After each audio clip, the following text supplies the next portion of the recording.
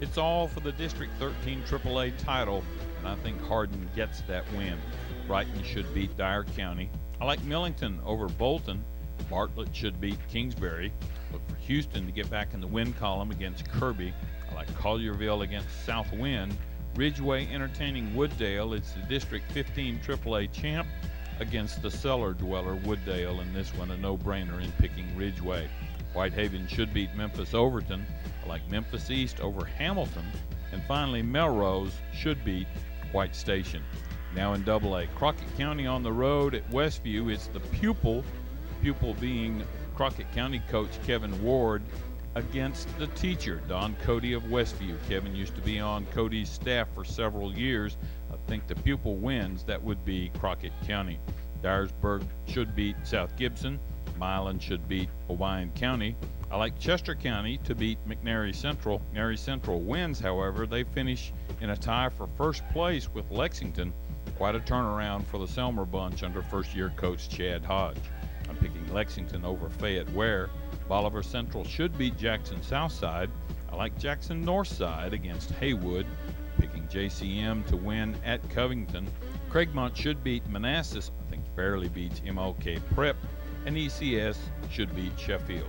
Now in Single A, Huntington should top Dresden. I'm picking McKenzie to win at West Carroll. West Carroll probably out of the playoff picture. The Eagles could certainly help their cause with a win against McKenzie. Peabody should beat Humboldt. I like Adamsville over Jackson Christian. Trinity Christian should win at Riverside. I like Scotts Hill over Middleton. A win by Scotts Hill puts the Lions in the playoffs for the first time in school history. And then finally in Single A, MAHS should beat Booker T. Washington. In Division II AA, I'm picking MBA over McCauley. Brentwood Academy visits Innsworth. All four of these teams that I just mentioned still in the hunt for first-round games at home in the playoffs, depending on what happens this week. I think BA wins at Innsworth. Baylor should beat Father Ryan. I like Christian Brothers at St. Benedict. MUS should top Briarcrest. Now in Division II Single A, I like Webb over Kings Academy. DCA should have no trouble with Mount Juliet Christian. I'm picking BGA over FRA. To the victor goes the regional title. Davidson Academy should beat Zion Christian.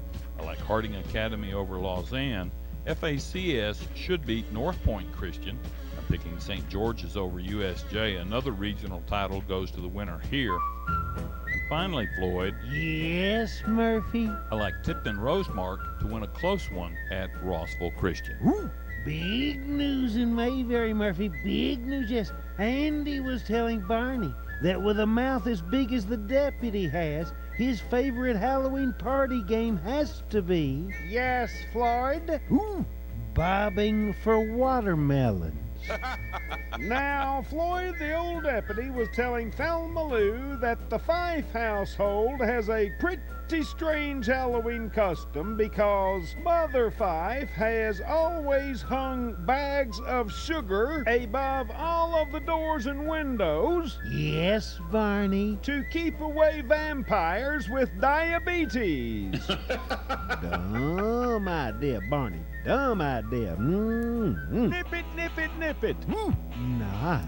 Yes, indeedy. And that's going to do it for this week, fellas, for the Guru, Murphy Fair, and Steve Armistead. Thanks for being with us on Murphy's Matchups, brought to you by Farm Bureau Insurance.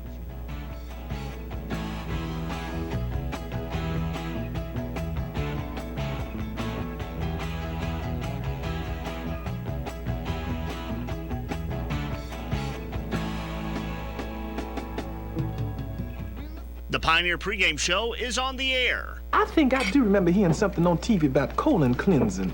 They say everyone should have one. I'm thinking about getting me an appointment and go down and getting my colon cleansed thoroughly. And now your host, Brian Kell.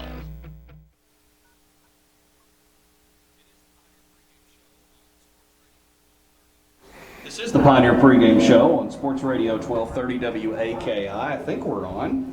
kind of hollow sounding. It is kind of hollow sounding. Maybe it's because I don't There have you that. go. That might help. Ladies and gentlemen, this is the Pioneer Pregame Show on Sports Radio 1230 WAKI. Brian Kell here with you. We're in the press box at Nunley Stadium and looking over a little bit of practice going on right now with the Cumberland County Jets. Warren County is yet to make their way out on the field, I do believe. 39 degrees right now in the nursery capital of the world, and let's get the introductions underway. He's a two-time Gary Lundy Award-winning writer, former editor of the Southern Standard. Now he's the voice of the common man, and we like to have him here on the Pioneer Pregame Show to kind of help set the table, give a little added perspective. He is Pirate Radio Rob Nunley. And I'm a pirate. You are a pirate. Happy Halloween and Merry Christmas, because it's cold. And I'm glad we're in this box. Yes. For folks that are not on WCS TV, I think we're live. Are we not, Joe Harvey? I'm looking for a little bit of. We are live on WCS TV. Hi, Internet. Channel 180. We're also on cable too, Rob. Hi, cable TV. The Ben Lomond Television. Appreciate Ray Cantrell and the job that he does, and all those. And there's me and Rob. If you're looking, Jeff Lee is off camera. I'm a pirate. You are a pirate. And off camera is one former Pioneer, also former Carson Newman Eagle, in which he was part of a team that won a national championship. He's an original Pioneer Pregame member, just like Mr. Rob Nunley when we started that in the year 2001. Celebrating not 13 years continuous, but still, nonetheless, Jeff Lee. Jeff, welcome in the Pioneer Pregame Show. We also should say you're the color analyst for the Pioneers on football with Jay Walker. On radio with the legendary Jay Walker. Absolutely. So anyway, good to be here tonight. If you're looking on television, Jeff's dressed up as a color analyst. Rob is dressed up as a spotter slash pirate, a spotter with one eye because you're wearing an eye patch. You can do it. It'll be hard to read Cumberland County's numbers with 3 eyes, much less one. And I'm dressed up as a PA announcer and overall MTSU Blue Raider fan, I guess, who's playing BYU tomorrow in Murfreesboro. Go Blue Raiders. Okay, as far as tonight's game, though, which is what we're talking about, and happy Halloween, guys. Happy Halloween. Well, thank you. Yeah. that is the reason you're dressing up, right? Not just because you felt like it. Oh, or maybe I didn't know anything about it. He normally does dress like a pirate sometimes, that's for sure. Okay, as far as what we've got here, we've got Jets and Pioneers. It's the final game of the season. It is senior night. If you're listening to us on the radio or catch us on TV, senior night activities will start roughly at about 6:30. We've got about 65 kids to be able to go through here. We've got everything from football to band to ROTC and other assorted sports and things along that lines. So that'll be going on, like we said, at 6:30 today here at Nunley Stadium. The rain has subsided, I think, right now, right? We've moved on out of the area for right now. Yeah, and I haven't. We'll check as far as the latest and greatest on all that here in just a bit. Trying to think of what we hadn't been on the air for a couple of weeks. We had a bye week last week, guys. So you had some time off, Mr. Lee and Mr. Nunley. We were not here in the press box. We were not. So it's been a couple of weeks here as Warren County is set to take on the Jets here, like we said, for senior night. We'll talk about this matchup a little bit later on. We got a lot of different topics to kind of throw out there tonight, and one that we'll be talking about here in just a bit is, yes, even though there's a game tonight, a lot of talk already going on this week about next year, I should say the next couple of years when it comes down to football, and that is the Super 32, in which the TSSAA has decided to take the top 32 teams in school enrollment and be able to put them in a classification unto themselves, which would be 6A. So we will talk about all that and a whole lot more here on the Pioneer Pregame Show on Sports Radio 1230 WAKI and 1230WAKI.com. Rob, just anything this week before we start talking football, just anything on your mind, an observation or observation from you? Let's keep it to football. Okay. Jeff Lee, anything going on with you or leading into tonight? Let's just keep it to football. A lot of big game tonight for the Pioneers to win to end the season on a high note, 4-6. First improving on last year. Well, it'll be the first time they've gone 4-6 in 5 years. So, it's a big game tonight, and they are some playoff possibilities if things work out. Wow, that's a huge arm. So, it's a big night for the Pioneers. Playoff possibilities. If a lot of things fall right, there are playoff possibilities, but there's about 7 or 8 teams have to lose and we have to win. So it could happen. Teams lose and win every Friday night. That's right. That is very true. So anyway, like you said, I have not. I surround myself with a guy that's the king of possibilities, Mr. Jeff Barnes. I'm surprised I've not. Is he trying to wiggle White County in there? Yeah, I don't know. He's playing cook for the night. He's. Oh, that's a darn shame. So anyway, wow. A big kudos to Hunter Cantrell. Speaking of White County, a former White County punter, made the punting for Tusculum, made Special Teams Player of the Week last week for Tusculum College. Okay. So shout out to Hunter Cantrell. You keep kind of track of Tusculums because you've got a son there that's currently attending, Mr. David Lee. It was just a year ago that he was here on senior night, correct me if I'm wrong? 2 years ago. Man, time is... Well, you're an old man, Jeff. That I am. And so anyway, Mr. Nunley, you've covered quite a few senior nights, both on the high school and college level, and it's a special time for families tonight. It's time to recognize the parents that put in all the hard work more than anything else, I think. I remember back in 1989, lining the field 300 feet. There's a number that's been thrown around all week. 300 feet. 25 years ago. Yeah, 25 years ago. I was right out there on the senior night myself. Me and Mom and Dad and all the football guys and the Pioneerettes and the cheerleaders and the whatnot. So it's a special time to recognize the kids, but also as much as the kids, the parents that have put in all those hours and driven to all those practices and helped raise all that money. So it's great that they get their ceremony tonight. Was Sister Angela a part of that family gathering as well? No, she was off at, well, I almost said college, but she was at Tech while that was going on. She couldn't get into a good school. Jeff, because we're going to talk a lot about tonight's game, I need to, senior night for you was 80. 81. It was the fall of 81? Fall of 1980. Fall of 80. Okay, so we're going back 30. That's the far enough. 34 years. You remember that night? I do. Mom and Dad, we walked out on the field. Now, was that Central? No, we actually played on this field, believe it or not. So you went City. That's back when we actually that night. I think that year we went on and went 11-2. I think got put out. Somebody just yanked a cord out of the window. Yeah, I think so. Wow. Went 11-2. Got put out by Oak Ridge that year. So Oak Ridge. Yeah, that was a very interesting senior night. And we wore red jerseys back then, white numerals and white pants, blue helmets. Did you mention, I was technical stuff that goes on over here. Did you mention who you played? Any idea who you played that night? No talent. That's a long time. Yeah, remember I'm an old man. Yeah, just another victim for that squad. That's right. Yeah, we went like 5 or 6 games without giving up a point. Yeah, that is right. So. Of course, the offensive the offensive mail was being toted by one Jeff Womack back then as well too. So he could definitely deliver it too. So anyway, it's a special night tonight, and I do believe we've got a bus on the track that's going around. I don't know why there's a party bus on the track, but there's a party bus on the track. Yeah, and I don't know if our cameras can be able to get a shot of that if you're on WCS TV 180, but that Dwayne Farnham just piled out of a party bus.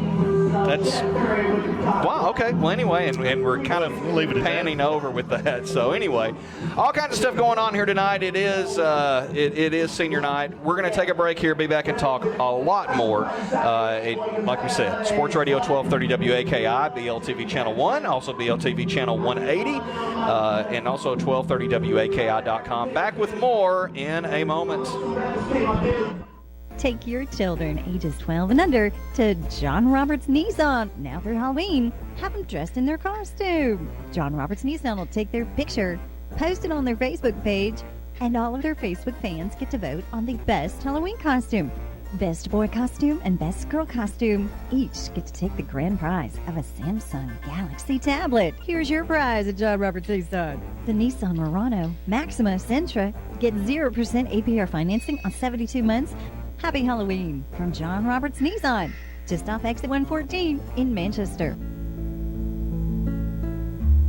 Look what's happening at Ben Lomond Connect.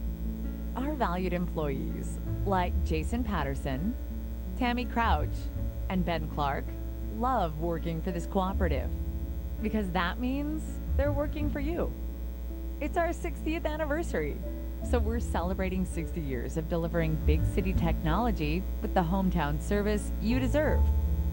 In the 1950s, when few homes had reliable phone service here, Ben Lomond was formed to serve you. From those early days of party lines to today's advanced broadband network, Ben Loman's focus has always been on you. Help us celebrate 60 years of local people, taking care of local needs. Visit us online at benlomanconnect.com and look what's happening at your cooperative. Hi, this is Jameson Jones, manager here at United Grocery Outlet. And I'm Alexi Resendez, assistant manager at United Grocery Outlet. We are here to invite everyone to shop, save money, and still get all the name brand products you and your family have come to love at closeout prices. Hoy les invitamos a que vengan de compras a nuestro mercado, donde se puede conseguir producto bueno, bonito y barato. So shop us first and save money. Haz nuestra tienda su primera parada en su día de compra. Welcome. That's United Grocery Outlet on the Strip in McMinnville. Check them out at myugo.com. Fall is here and so are the great deals at Captain D's. This month they're featuring the Whitefish Combo Meal, which includes 1 piece of whitefish, 4 butterfly shrimp, 1 crab, and your choice of 2 sides for only $6.99. Or have a little fish sandwich with fries for only $2.99. While there, pick up a gallon of D's famous iced tea for only $3.99. And don't forget that Thursday is Kids Day, where kids eat free with the purchase of any regularly priced adult meal. Stop by Captain D's, located on the Strip in McMinnville, or call for carryout at 473-3373. If you're considering moving this fall, it's the perfect time to call Foster & Foster Realty and Auction Company at 473-6010. This is Kay Foster, and all of our friendly and professional agents are ready to find you the perfect home. They will diligently work on your behalf to reach a successful closing and have you in your home by the holidays. Don't wait a minute longer. Call Foster & Foster Realty and Auction Company at 473-6010 for any real estate transaction, whether buying, selling, needing an auction, or a licensed appraisal. We will be with you every step of the way. It's the Pioneer Pregame Show on Sports Radio 1230 WAKI and streaming online at 1230waki.com. Thank you, Duke Rice. It's the Pioneer Pregame Show, Sports Radio 1230 WAKI, and a couple of BLTV channels, 180, and all that fun stuff. It's senior night here at Nunley Stadium. WCS-TV.org. Yes, and also WCS-TV-TV.org. As Joe Harvey gives us a thumbs up. All right, Rob Nunley, Jeff Lee with us here on the Pioneer Pregame Show. Something we should have mentioned at the very top, and that is a guy that is no longer on the Pioneer Pregame Show with us. Former now, wears the title along with Mr. Nunley, former sports editor Jeff Simmons. Jeff has decided to, pursue other interests, and I think it may even say in another area. And so I think he stepped down this past week from the Southern Standard, and I know that all of us here have got a chance to know Jeff over the last quite a few years, and even some of us knew him even before then. And just want to thank Jeff Simmons for the contributions that he made to this Pioneer Pregame Show. We brought it back this year. I was looking forward to working with him, and I was glad we were able to work with him for about 9 games. And so best of luck to Mr. Simmons, as now he joins you, Rob, as a former sports editor of the Southern Standard. Sports editor emeritus.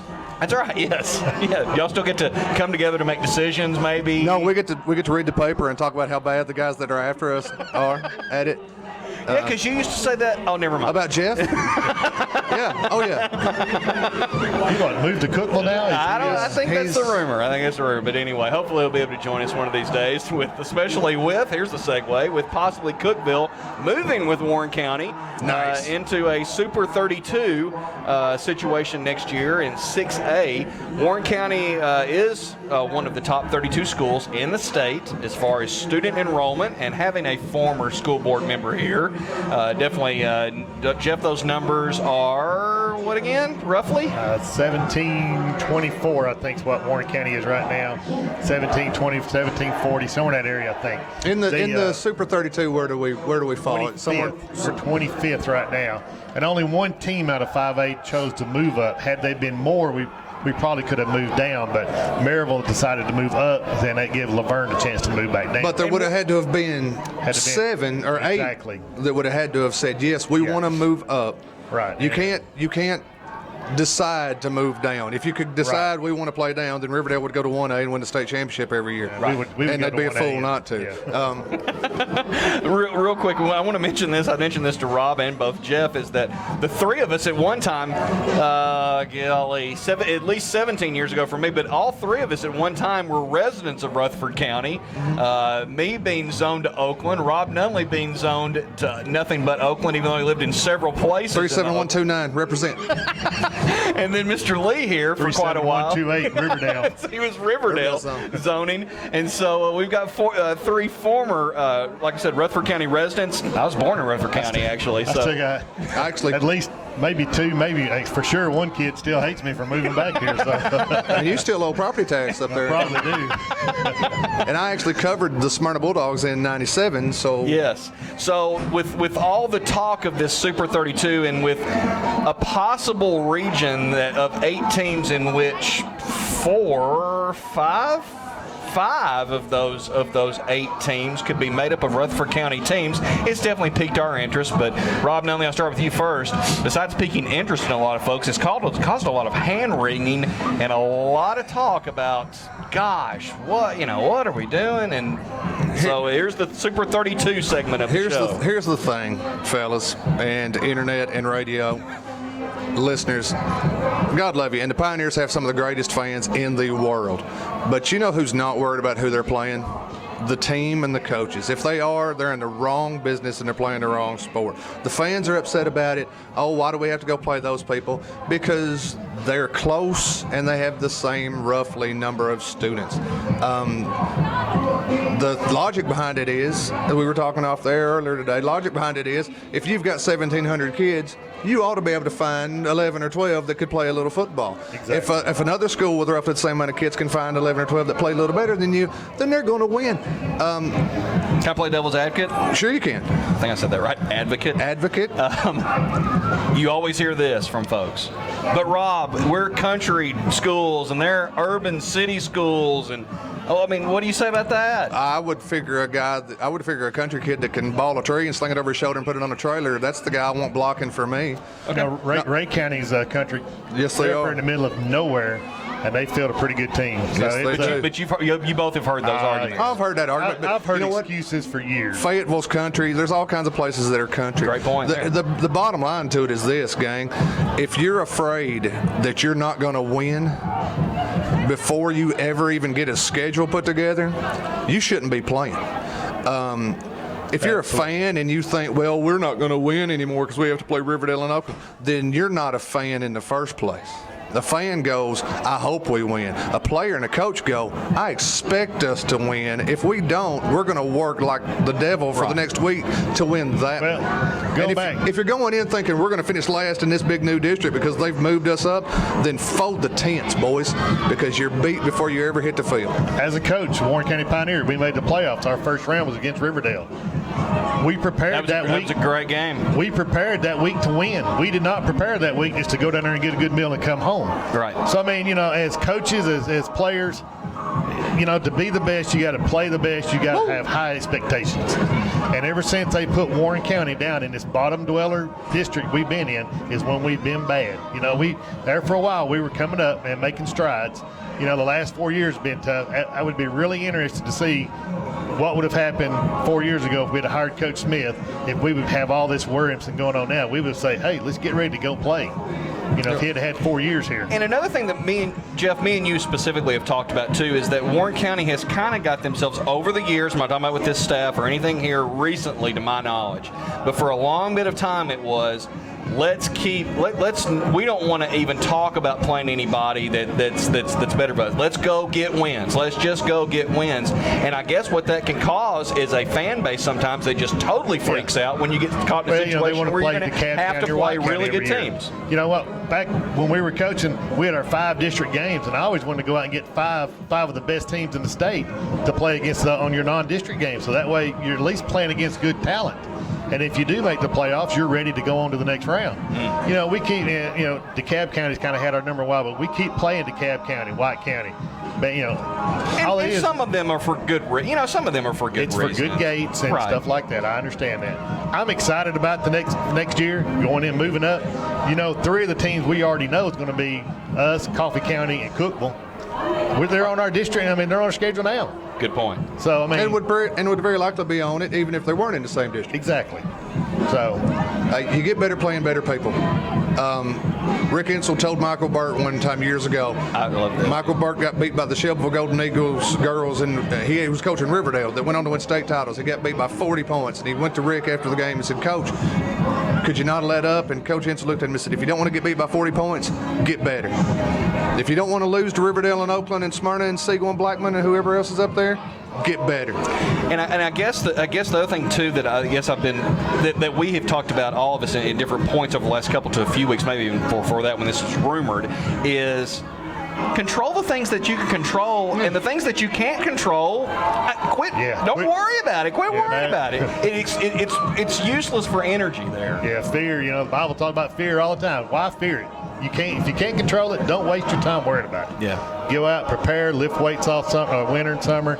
Get ready. We got the new indoor practice facility coming, you know, to help us get better at things. You know, just don't worry about it. Yeah. Whoever's on the schedule, we're going to go play them. Just real quick as we talk about that, we transition in something that Jeff, you and I looked at this week, and it's probably not going to happen because it sounds like they're set on the 8 because some of these coaches, or I guess the TSSAA feels that if you went to 4, like what me and you were kind of looking at this week together, that you'd have to schedule too many teams outside the 4 and you'd never be able to do 7 non-district. But something that we've kind of determined there's about 4 high schools throughout the state that get hosed, and one gets hosed in a big one. That's Bradley Central out of Chattanooga, because there's no other Chattanooga schools that are even close. I think we looked at 100 miles of Maryville. They're going to be one of their closest, and then coming back over this way. So, yeah, Bradley Central's kind of, they're out in the no man's land. Yeah, and then you've got the 3, Dobbins-Bennett, Science Hill, and Jeff County, that are kind of up in East Tennessee, even some pretty good ways right around from Knoxville to be able to play consistently Knoxville teams there on a district schedule. I think that would end up being, you know, a nice little drive for district games to be done. You're looking at Jefferson County about an hour. Jefferson County's about an hour out of Knoxville, and then you're looking at Science Hill and Dobbins-Bennett about 2 hours. So yeah. But anyway, so it could be a whole lot worse, Pioneer fans. All we got to do is drive to Murfreesboro 4 or 5 times. We couldn't be schlepping all the way to Bristol or some godforsaken place. Yeah. Well, there's good people in Bristol. I'm sure God didn't actually forsake you. My wife's got family in Bristol. Be careful. But anyway, we did. Phone will be ringing at the station. Real quickly, me and Jeff, you said, hey, if we come up with something where it was Cookeville, Warren County, Coffee County, and Oakland would be, we determined the closest to Cookeville. Yeah, the closest Rutherford County team would be Oakland. Right, to be able to do that. If they went for 14 districts. Right. But like I said, it makes a lot of sense, but so it means that it ain't gonna happen. Or we could expel 700 or 800 kids, move down to like 3A and just dominate. Or just we could throw a ton on Frank Fisher. Or like everybody. Or raise taxes and build a second high school. Exactly. Both of them have like 600 kids, 700 kids, and there you go. Everybody's been looking for a second high school, so come up with about $25 million. We'll build another high school, and we'll be out of the Super 32. Are you announcing your run right now? No, we're. That is. Okay, is that in the past? Okay. All right. And I just want to mention also on there, too, passing by just a little while ago, Rob Nunley's mentor, Ed Grief, is in the building today. So that's good to know that y'all can hook up with that. Get on the road and cover a game. All right. That's been our Super 32 segment. You've heard it. What problems did we solve? None, but we got some stuff off our chest, and that's what really matters, right? All right, we're going to take a break here. Be back with more. It's Cumberland County versus Warren County Senior Night here at Nunley Stadium, and I almost said it's a beautiful night for football, but hey, we're playing football tonight, and that's a good thing. So that is a good. That is the temperature is gauged well for football tonight. Back with more on the Pioneer Pregame Show right after this. It's kickoff time here in Tennessee and at John Roberts Toyota in Manchester. So check out this season's winning lineup. Lease a 2015 Toyota Corolla S Plus for only $169 per month. How about a new 2014 Camry SE? Lease yours today for just $169 per month. We're kicking off the season right here at the absolute best place to buy your new Toyota. John Roberts Toyota in Manchester. Did you know you can earn an associate degree at Motlow College with Tennessee Transfer Pathways? And every college credit you earn is guaranteed to transfer to any public university in the state? It's your ticket to a more affordable college education. Your pathway for a guaranteed transfer begins at Motlow College. Visit Motlow at mscc.edu. My Motlow, my future. The simplest way to personalize a funeral is to include specific items that reflect the hobbies, interests, and relationships of your loved one. At Heise Incorporated, we'll help you to incorporate sports items from their favorite team, tools and plants for the gardener, and we can even play their favorite music to help you add a unique touch to the service. Whatever your wishes may be, we're here to serve you. Heise Incorporated, serving McMinnville and the surrounding areas since 1925. We serve because we care. Cake and ice cream, popcorn and a movie, those things just go together. Now MES has the perfect duo for you, eBill and Speedy Pay. Your solution to paying on time, every time. No more late charges, no more mailing. Your bill is paid each month on your due date right from your checking account. Set up reminder alerts so you know when the draft will happen. Save your bills on your computer and get rid of all the clutter. Sign up for the duo in October and receive 2 CFLs on us. For details, call 931-473-3144. McMinnville Electric System, shining the light on your future. Norm Barnes State Farm Insurance is not only the place for your home, life, and automobile insurance, but he's also the home to pick up huge discounts. Good student discounts, driver training discounts, the Steer Clear discount, which is a new driver discount that can save you 15% on top of all the other discounts mentioned. If you'd like to start saving money on your insurance, then call Norm Barnes at 473-7646. That's 473-7646, or drop by and see him at 520 Sunnyside Heights in McMinnville. Like a good neighbor, Norm Barnes and State Farm are there. Hey, this is Jeff Barnes. Want to know what's going on with the other fall sports teams at Warren County High School? Tune in for This Week in Pioneer Sports at halftime on Sports Radio 1230 WAKI and 1230WAKI.com.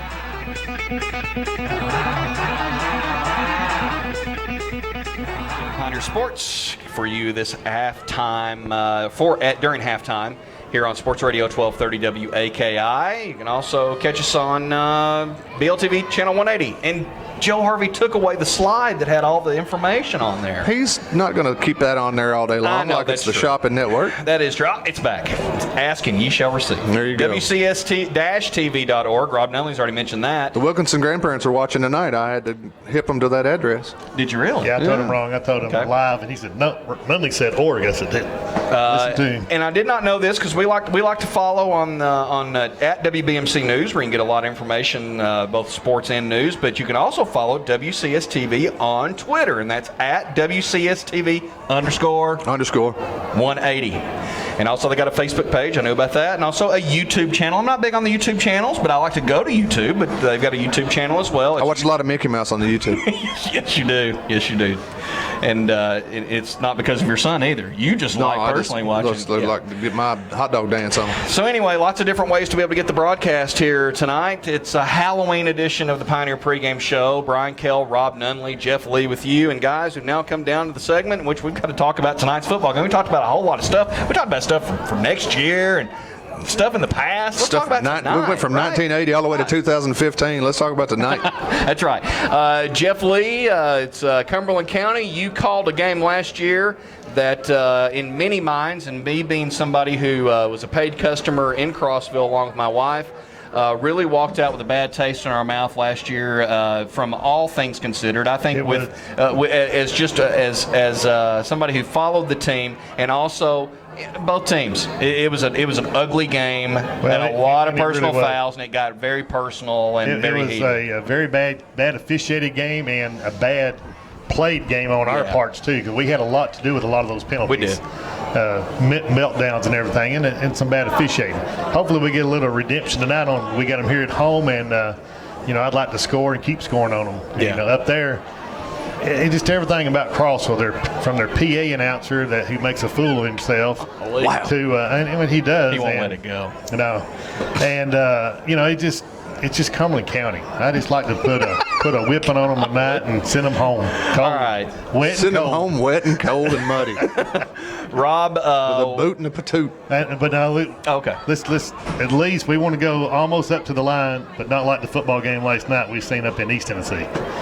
The Davy Crockett, we seen that all on TV today when they were shaking hands. They after had a the little game. bit of a dust up, didn't they? They had a big old brawl. It was a big brawl after the game. And they're banned. Done that bad. Donnie Harris telling us, hey, their postseason's done. Lots of bans. See what happens when you continue to act like the fool. ban for both schools. 3-year ban according to Donnie Harris for both schools. $5,000 fine for both schools. That's from Coach Harris. And that goes back last year. I think the Houston baseball, I think, had a fight a couple years ago and got banned for postseason too. So, the TSSAA, they're serious about altercations after the game. Rob, here's the thing. Bad blood. There's some players that are still on this team on both sides that probably are, safe to say, high-spirited players for both squads. High-spirited is the word I'm using tonight.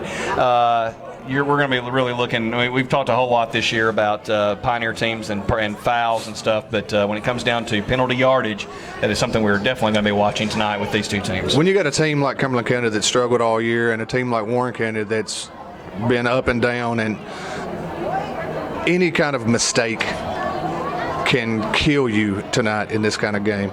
And whether that mistake's a turnover or giving somebody 45 straight yards on personal fouls like we've seen happen 3 weeks ago, that can kill you. This is almost a trap game for Warren County. It's hard to say that because it's a region game, but man, Cumberland County's coming in here wanting nothing but a W on the record. They're not going to the playoffs. They're not going past tonight. They scored a lot of points last week too. They did score a lot of points last week, and they're figuring, let's go down there against a team we don't like, that doesn't like us, and let's end on a high note. Coach Donnelly always said the 3 big games: opener, homecoming, and last game of the year. This is we can build on this game for both teams, really, but especially for Cumberland County that's just looking for a silver lining in a pretty dark cloud of a season. And this could be the last time that you see Warren County and Cumberland County play for some time with both teams. Report. Praise report. But with both teams heading in different directions on 5A and 6A. So this would be interesting to see if this is one of those games that administrations want to keep or just kind of move on. Let's just kind of move on, because I don't like going up there any more than Jeff Lee does. It's always cold. There's no bleachers on the visitor side. There's a bunch of fans over there tailgating. They got fires built, and they won't let you come over and get warm. They're hateful. There is no sideline. The visitor sideline's a hill. So. I went up there like 9 times, and on the 9th time, finally found out where the bathroom was in that joint. Okay. You had to wear dark pants up there on the cold nights. All I'm saying. They built in 1939, so they can't help it. It's senior night. We got to get these activities going. Yeah, we do. For Jeff Lee, for Rob Nunley, for Brian Kell, you'll be hearing Jeff Lee a little bit along with Jay Walker. We'd like to wish you a happy Halloween if you're listening on the radio or if you're on, and Rob's a pirate, and if you're on television with us as well. So get settled in. We hope that you're on your way out here to come the on football out. game. Plenty of seats, and it's not bad. This is good football weather. So come on out and root on the Pioneers. Last game of the season. It's senior night. Can I plug? Go. Tomorrow night, Dancing with the Stars Civic Center. Go see my wife and the reunion Pioneerettes dance like they did back in the 90s. And when you go to Dance with Our Stars, go up to them and say, I'm here to see Terry Nunley. That'll be really nice. That'll be great. That's been the Pioneer Pregame Show here on Sports Radio 1230 WAKI. Go Pioneers. Take your children ages 12 and under to John Roberts Nissan. Now through Halloween, have them dressed in their costume. John Roberts Nissan will take their picture, post it on their Facebook page, and all of their Facebook fans get to vote on the best Halloween costume.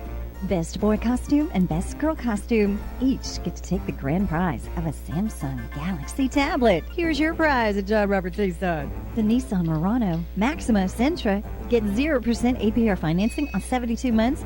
Happy Halloween from John Roberts Nissan. just off exit 114 in Manchester. With the weather changes comes coughs, colds, and the flu season. It's recommended that anyone ages 4 and up receive a flu shot to protect from getting the flu. Stewart's Pharmacy is now prepared to serve you by offering the flu injectables. At Stewart's, they offer the shots each weekday and Saturday until noon, and their knowledgeable, courteous staff of pharmacists and nurses are ready to help you when you walk in. Stewart's is open 6 days a week, and no appointment is needed to receive the flu injectables.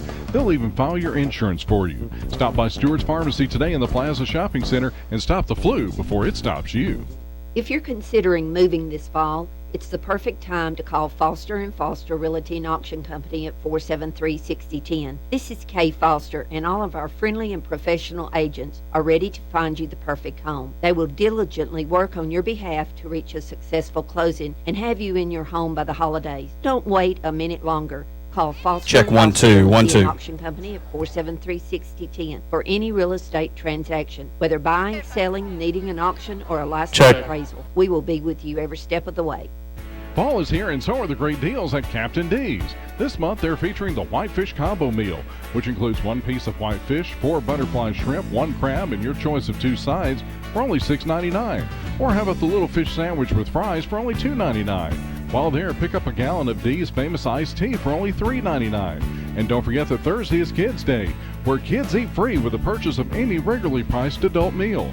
Stop by Captain D's, located on the Strip in McMinnville, or call for carryout at 473. Ladies and gentlemen, welcome to Nunley Stadium and Senior Night 2014.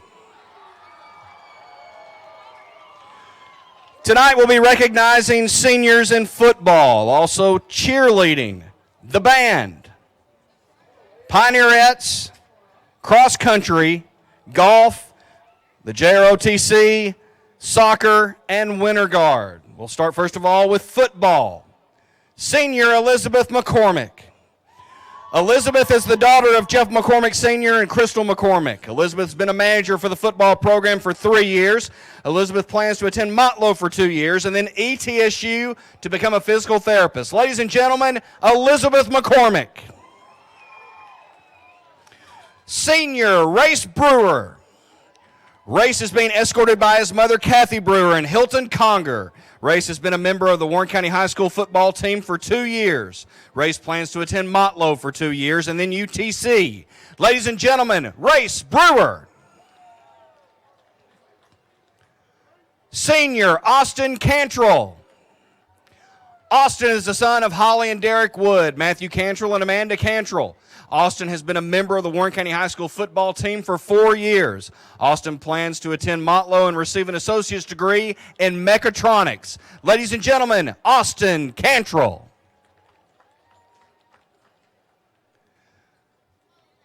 Senior Zach Clark. Zach is the son of Kevin and Shanna Clark. Zach has been a member of the Warren County High School football team for 4 years.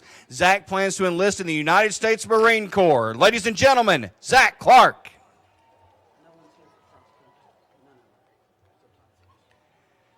Senior Kenny Dillard. Kenny is the son of Sarah Dillard and William Dillard. Kenny has been a member of the Warren County High School football team for 3 years. Kenny's future plans include becoming a chef. Ladies and gentlemen, Kenny Dillard. Senior Ethan Fliss. Ethan is the son of David Fliss. Ethan has been a member of the Warren County High School football team for 4 years, and Ethan plans to play football in college and earn a master's degree in business administration and work with his dad in the food industry. Ladies and gentlemen, Ethan Fliss. Senior Chase Fry. Chase is the son of Lori Lee, Tim Fry, and Sue Fry. Chase has been the member of Warren County High School football for 4 years. Chase plans to attend a college or university on a sports scholarship. Ladies and gentlemen, Chase Fry. Senior Dylan George. Dylan is the son of Stephanie George. He's been a member of the Warren County High School football team for 4 years and plans to attend college on a scholarship and earn his degree. Ladies and gentlemen, Dylan George. Senior Chase Hillis. Chase is the son of Kevin Hillis and Carrie Hillis.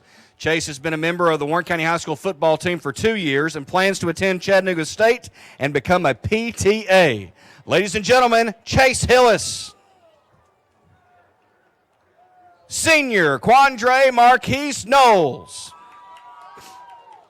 Quandre is the son of Erica and Tony Stewart and grandson Muniz and Michael Harris. He's been a member of the Warren County High School football team for 2 years and plans to support his family after graduation. Ladies and gentlemen, Quandre Knowles. Senior, Malik Ledette. Malik is the son of Tori Haywood and Edward Ledette. Has been a member of the Warren County High School football team for 4 years and plans to play football in college. Ladies and gentlemen, Malik Ledette. Senior, Joshua Lanier. Joshua is the son of Melanie Lanier and Jason Lanier. Joshua has been a member of the Warren County High School football team for 4 years and plans to become an engineer. Ladies and gentlemen, Joshua Lanier. Senior, Bryson Lewis. Bryson is the son of Alexia McCormick and Mark Lewis. Has been a member of the Warren County High School football team for 4 years and plans to attend MTSU and major in business. Ladies and gentlemen, Bryson Lewis. Senior, Adrian Lusk. Adrian is the son of Lucretia Martin and Randall Lusk. He's been a member of the Warren County High School football team for 3 years and plans to attend college and continue his football career. Ladies and gentlemen, Adrian Lusk. Senior, Tristan Reish. Tristan is the son of Rhonda Hopkins and Chuck and Elaine Reish. Tristan's been a member of the Warren County High School football team for 4 years and plans to attend MTSU. Ladies and gentlemen, Tristan Reish.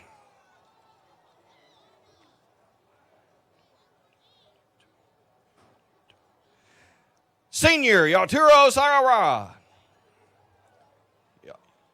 Yutaro is the son of Mike Sarara. Has been a member of the Warren County High School football team for 2 years and plans to attend college but is undecided where at this point. Ladies and gentlemen, Yaturo Sarara. Senior, Timothy Thatch. Timothy is the son of Joanne Thatch and Jackie Thatch. He's been a member of the Warren County High School football team for 1 year and plans to study physics at Tennessee Technological University. Ladies and gentlemen, Timothy Thatch. Senior, Jordan Tidwell. Jordan is the son of Gerald and Valerie Tidwell. He's been a member of the Warren County High School football team for 4 years and plans to attend the University of Tennessee, UTK, and eventually go to law school. Ladies and gentlemen, Jordan Tidwell. Senior, Jason Turner. Jason is the son of Lisa and David Turner and has been a member of the Warren County High School football team for 3 years. Plans to attend the University of Tennessee and study law. Ladies and gentlemen, Jason Turner. Senior, Brock Watson. Brock is the son of Alan and Shauna Watson. Has been a member of the Warren County High School football team for 4 years and plans to attend college on a scholarship. Ladies and gentlemen, Brock Watson. Senior, Lonnie Lee Watson III. Lonnie is being escorted by his father, Lonnie Watson, and his grandparents, Lonnie and Peggy Watson. He's been a member of the Warren County High School football team for 1 year and plans to pursue a career in engineering. Ladies and gentlemen, Lonnie Lee Watson III. And ladies and gentlemen, let's hear it for our seniors in football.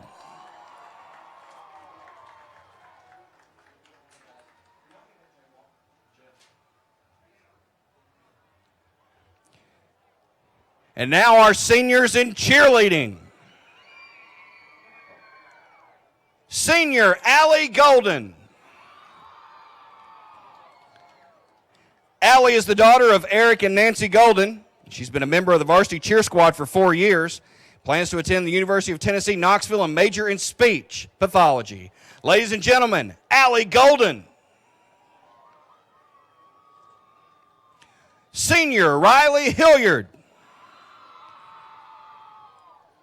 Riley is the daughter of Danny Hilliard and Laura Kirby Hilliard. She's been a member of the varsity cheer squad for 2 years and plans to attend the University of Alabama, the University of Mississippi, or UTC, and major in marketing and sales. Ladies and gentlemen, Riley Hilliard. Senior Haley Johnson. Haley is the daughter of James and Tara Johnson. Has been a member of the varsity cheer squad for 2 years and plans to attend Tennessee Technological University and major in pre-dentistry. Ladies and gentlemen, Haley Johnson. Senior Isabel Kirby. Isabel is the daughter of Bobby and Rachel Kirby and has been a member of the varsity cheer squad for 1 year. Plans to attend the University of Tennessee Knoxville or the University of the South, Sewanee, and major in chemistry. Ladies and gentlemen, Isabel Kirby. Senior Mary Kate Simmerly. Mary Kate is the daughter of Chris Simmerly and Sheila Hetrick. Been a member of the varsity cheer squad for 4 years and plans to attend the University of Tennessee Chattanooga and major in occupational therapy. Ladies and gentlemen, Mary Kate Simmerly. Senior Trevor Moore. Trevor is the son of Scott and Jennifer Moore and has been our Pioneer Jake mascot for 4 years and plans to attend Lipscomb University and major in ministry. Ladies and gentlemen, Trevor Moore. And that's been our seniors in cheerleading.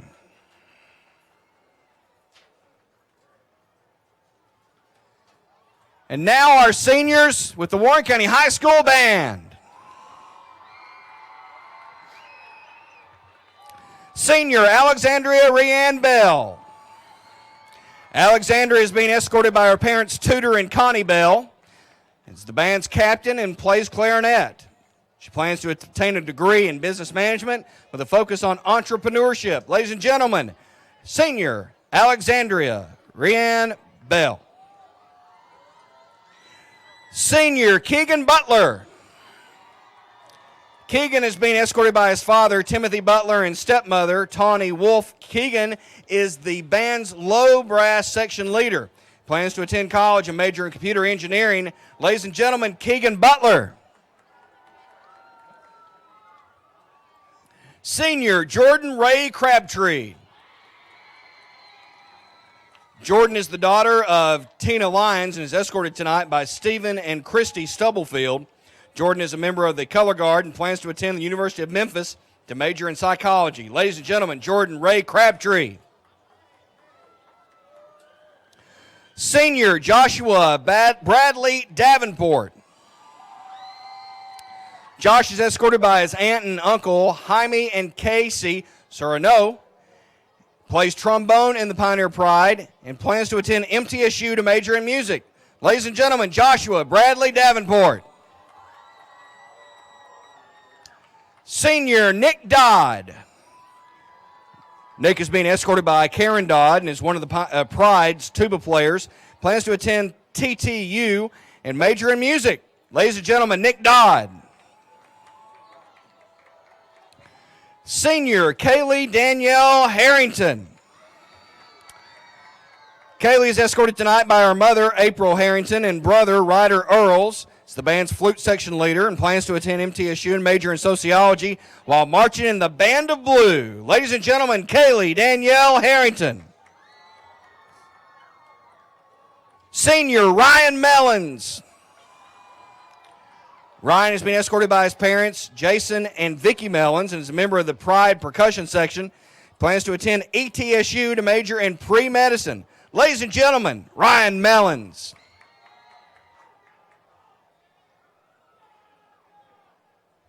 Senior Makia Marie Morin. Makia is being escorted by her parents, Carl and Melissa Morin. She is a clarinet player in the Pride and plans to attend MTSU and earn a business degree. Ladies and gentlemen, Makia Marie Morin. Senior Jim Murphy. Jim is being escorted by his father, Rob Murphy, and mother, Leslie Reynolds. Plays trombone in the Pride. Plans to begin his college career at Motlow State Community College. Ladies and gentlemen, Jim Murphy. Senior Caitlin Rihanna Rackley. Caitlin's being escorted by her parents, Eddie and Joyce Rackley, and plays the clarinet and plans to attend MTSU for a degree in the medical field. Ladies and gentlemen, Caitlin Rihanna Rackley. Senior Vanessa Margarita Rodriguez. Vanessa's being escorted by her parents, Ricardo Margarita Rodriguez, and plays the bass clarinet in the Pride. Vanessa plans to attend MTSU to major in social work. Ladies and gentlemen, Vanessa Margarita Rodriguez. Senior Eileen Rostron. Eileen is being escorted by her mother, Ruth Lecosno, is the band's clarinet section leader and plans to continue her education, but is undecided where. Ladies and gentlemen, Eileen Rostron.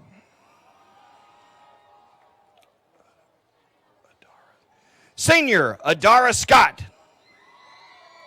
Adara is being escorted by her parents, Terry and Yolanda Scott, plays the flute and plans to major in forensics while attending college. Ladies and gentlemen, Adara Scott. Bailey Simmons. Bailey is being escorted by her parents, Rodney and Joshelle Simmons, is one of the band's clarinet section leaders and plans to attend John A. Gupton Mortuary School in Nashville. Ladies and gentlemen, Bailey Simmons. Senior Jordan Stevens. Jordan is being escorted by his parents, Jeff and Michelle Stevens. He's a trumpet player as well as a soloist in the marching show. Plans to attend MTSU and major in mass communications. Ladies and gentlemen, Jordan Stevens. Bobby K. Tate II, senior. Bobby has been escorted by his parents, Bobby and Rena Tate. Is the band's drum captain, has been a member of the Pride for 6 years, plans to attend college and seek an officer position in the U.S. Marine Corps. Ladies and gentlemen, Bobby K. Tate II. Senior Taylor Topper. Taylor's been escorted by her parents, Joey and Rena Topper. Rene is a clarinist in the Pride, plans to attend Motlow, then transfer to TTU to major in criminology. Ladies and gentlemen, Taylor Topper. Senior Gabrielle Vasquez. Gabrielle is being escorted by her parents, Rick and Joanna Vasquez, and is a member of the Color Guard and plans to attend the University of Tennessee at Knoxville and major in botany. Ladies and gentlemen, Gabrielle Vasquez. Senior Stephanie Warner. Stephanie is being escorted by her parents, Stephen and Charlotte Warner, is a clarinet player in the Pride Band and plans to attend TTU to major in psychology. Ladies and gentlemen, Stephanie Warner. Senior Tomo Miyago. Tomo Mi is being escorted by her parents, Toshiyu Ki and Hiro Miyago. She is in the Pride's trumpet section and one of the trumpet soloists. Plans to move back to Japan and attend college and study world business. Ladies and gentlemen, Tomo Miyago. That's been your seniors for the band. Now, senior pioneerettes. Senior Jara Mai Anderson. Jara is the daughter of Johnny and Donna Anderson, has been a member of the Pioneerette dance team for 4 years and is the captain of the squad. Plans to attend college and major in veterinary medicine or physical therapy. Ladies and gentlemen, Jara Mai Anderson. Senior Sabrina Lee Caldwell. Sabrina is the daughter of Joe and Sheila Caldwell, has been a member of the Pioneerette dance team for 4 years and is the co-captain of the squad. Plans to attend college and earn a doctorate degree, ultimately becoming a researcher in psychology and neurology. Ladies and gentlemen, Sabrina Lee Caldwell. Senior Lillian Grace Martela. Lily is the daughter of David and Susan Martela, has been a member of the Pioneerette dance team for 3 years and plans to attend Berry College and major in physical therapy. Ladies and gentlemen, Lillian Grace Martela. Senior Katie Tubb. Katie is the daughter of John and Joy Tubb and has been a member of the Pioneerette dance team for 4 years. Plans to attend medical school to become an otologist to help hearing impaired children and teenagers just like her. Ladies and gentlemen, Katie Tubb. That's been our seniors for the Pioneerettes.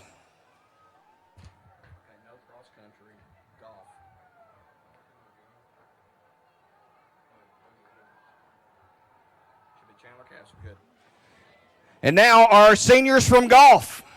Senior Chandler Castle.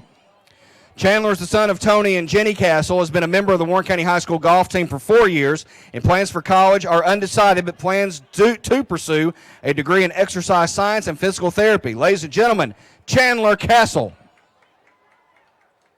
Senior Nicholas Powell. Nicholas is the son of Mark and Ashley Powell and has been a member of the Warren County High School golf team for 4 years. Plans for college are undecided, but plans to pursue a career as an engineer. Ladies and gentlemen, Nicholas Powell. Senior Nick Stern. Nick is the son of Wally and Pam Stern, has been a member of the Warren County High School golf team for 4 years, and college plans are undecided, but plans to pursue a career in mass communications. Ladies and gentlemen, Nick Stern. Those are our senior golf members. Now our senior members of the JROTC. They include senior Samantha Howard. Samantha is the daughter of Tim and Karen Howard and has served in the Pioneer Battalion for 4 years and is currently the battalion commander. Plans to attend Tennessee College of Applied Technology in Murfreesboro campus to earn her certification in operating room technology. Ladies and gentlemen, senior Samantha Howard. Senior Erin Johnson. Erin is the granddaughter of Elwyn Glidden and the daughter of Kristen Glidden. Served in the Pioneer Battalion for 4 years and is currently the executive officer of the battalion. Plans to attend University of Tennessee at Knoxville to earn a degree in forensics, science, and anthropology. She also intends to earn a commission as an officer in the United States Army. Ladies and gentlemen, Erin Johnson. Senior James Peace. James is the son of Marlon and Wendy Peace and has served in the Pioneer Battalion for 4 years and is currently in the battalion operations officer. Plans to pursue a career in the United States Marine Corps after graduation. Ladies and gentlemen, James Peace. Senior Robert Hodges Jr.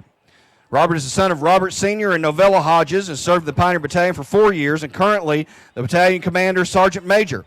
Plans to pursue a career in the United States Army and attend college to earn a master's degree in health and wellness. Ladies and gentlemen, Robert Hodges Jr. Senior Justin Warner.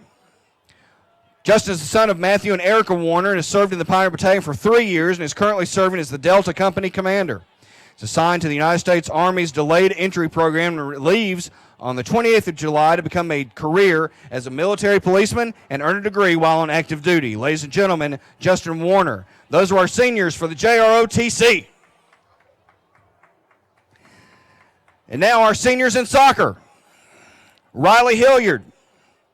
Riley is the daughter of Laura Kirby Hilliard and Danny Hilliard, has been a member of the Warren County High School soccer team for 4 years and plans to attend the University of Alabama, the University of Mississippi, or UTC, and major in marketing and sales. Ladies and gentlemen, Riley Hilliard.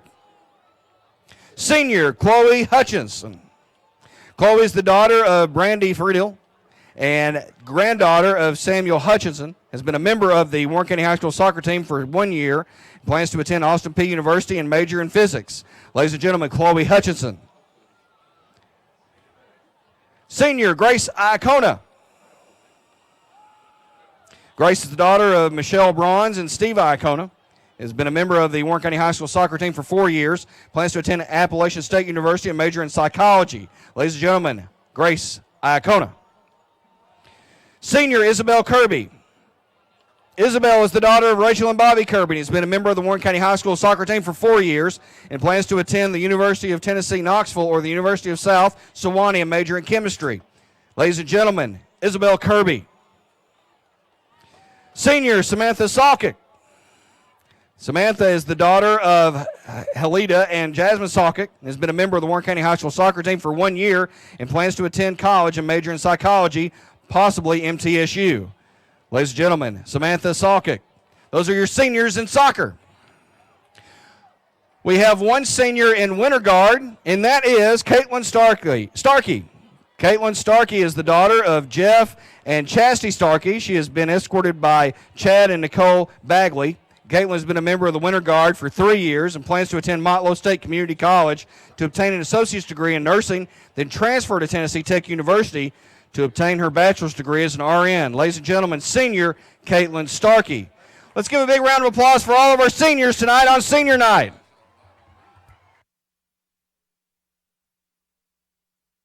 Kids are careful out trick-or-treating tonight. able to keep some of the mischief down. Oh, yeah. Well, the Pioneer Band is all, they're all fixed up for the occasion. They're dressed up in their Halloween costumes. So that's one thing good about a Halloween game. You can do something like that. I can remember years ago playing Franklin County. The Franklin County Band did that back in the 80s. So hopefully our band will be the only one trying to do any tricking now. Hopefully the Pioneers come out and take care of business and, like I say, pay a little payback and go out on a winner on senior night. Absolutely. Maybe hard to see the Cumberland County numerals tonight. They are powder blue. I think they may have some maybe outlined in black or dark blue. I'm not sure, but it's going to be kind of hard for us to see from up here. So that's our excuse for the evening. My excuse, I didn't know they had numbers on their shirts from here. So, but Warren County will be, I believe they're going to be in the all blue tonight.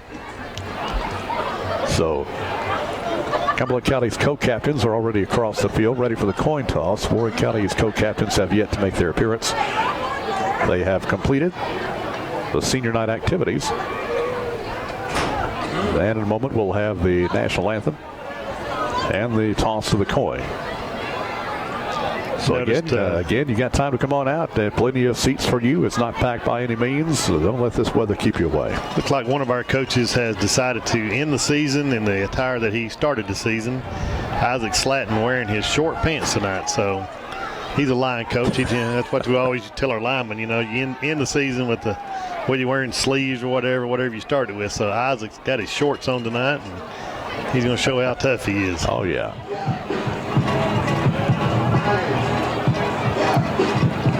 All right, I believe the players may be about to make their way down the steps.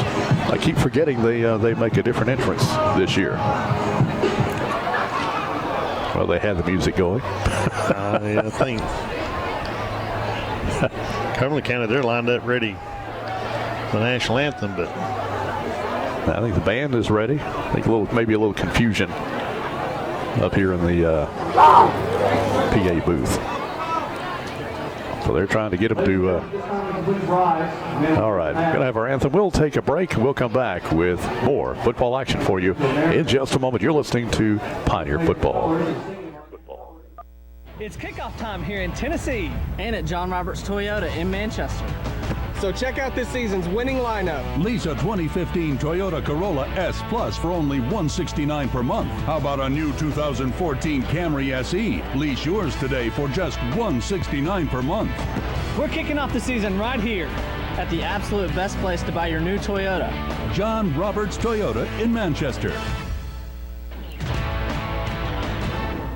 Cake and ice cream, popcorn and a movie, those things just go together. Now MES has the perfect duo for you, e-bill and Speedy Pay. Your solution to paying on time, every time. No more late charges, no more mailing. Your bill is paid each month on your due date right from your checking account. Set up reminder alerts so you know when the draft will happen. Save your bills on your computer and get rid of all the clutter. Sign up for the duo in October and receive 2 CFLs on us. For details, call 931-473-3144. McMinnville Electric System, shining the light on your future.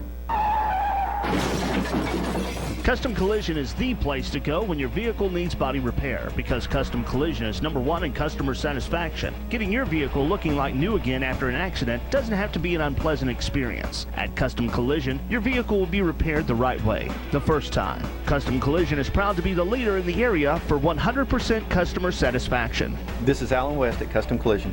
Don't make 2 accidents out of one. Come see me today at 583 Pikeville Road.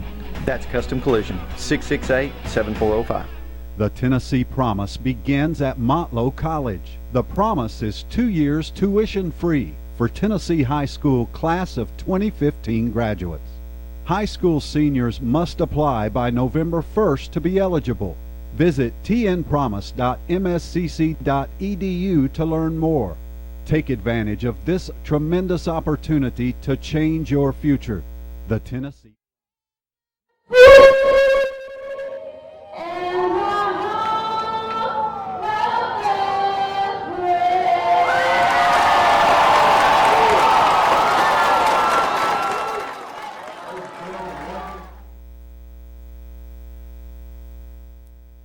back at Nutley Stadium.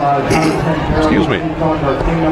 Just had one of the coolest things I've ever seen at a football game. Jeff Lee, a young lady in the choir singing the national anthem, and her microphone started cutting out on her, and the crowd helped her get through it. Helped her started singing with her, and it's pretty. That was pretty neat. Hats off to the young lady, a beautiful voice. Too bad we didn't get to hear all of it, but she was doing a great job. Just had a technical problem with the microphone, but hats off to the fans who took it up and ended up had a big choir out here singing the national anthem. So that's fantastic, very cool. Way to go, Pioneer fans. Pioneers making their way down the steps, the stadium steps here. Pioneers in all royal blue tonight with white numerals, blue helmets, blue jerseys.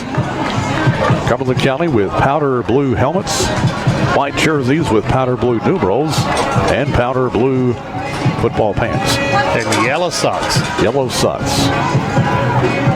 They might call that gold socks. I'm not sure. I call it yellow. Looks yellow from here. So the Pioneers are making their way to the north end zone where they will make their entrance through the band and the Pioneerettes. Right now, Pioneer co-captains and co-captains for Cumberland County making their way to midfield for the coin toss. So we're a little late getting started this evening, but we're going to have some football for you. Just 3 minutes late for right now, so it's not too bad. Had a lot of seniors to recognize. Good senior class of 21 kids, so proud of them. Absolutely, they've worked hard these last 3 or 4 years and deserve to go out a winner tonight. Let's hope they can do it if you're a Pioneer fan. So here's the coin toss. Looks like Warren County has won the toss.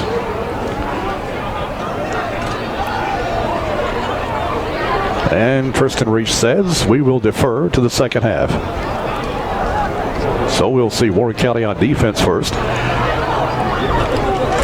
And Cumberland County, they've got a lot of tricks up their sleeve. Their starting lineup has Jordan Buckner at quarterback. He's a good one. Also at running back, Kenny Brewer. We'll also see Nolan McLean. Wide receiver, Hayden Woody. Matthew Vaughn on the offensive line, along with Kobe Cox, James Palacio, Gentry Brown, Cody Threet. Also wide out, Tyler Howard, Daniel Richards, and Ty Tabor. But Jordan Buckner, he was the one that led them with a little help to the come-from-behind win last week at Crossville. And are we going to try to guess which one's got the ball with the numbers, or we're going to need a spotter up here for ourselves? Yeah. Well, I've got some binoculars. Got a feeling we'll be using them tonight because those numbers are really hard to see from up here. Here come the Pioneers, carrying the Warren County flag as they make their way to the sideline on the near side. Fans that are here are on their feet. Again, we've still got plenty of room for you. Come on out, wrap up. Get some hot coffee, hot chocolate, hot Dr. Pepper if they've got it. I don't know if they have that here or not. Yeah, they don't make that anymore, I don't think. Well, they used to. But come on, see some football. Support your Warren County Pioneers.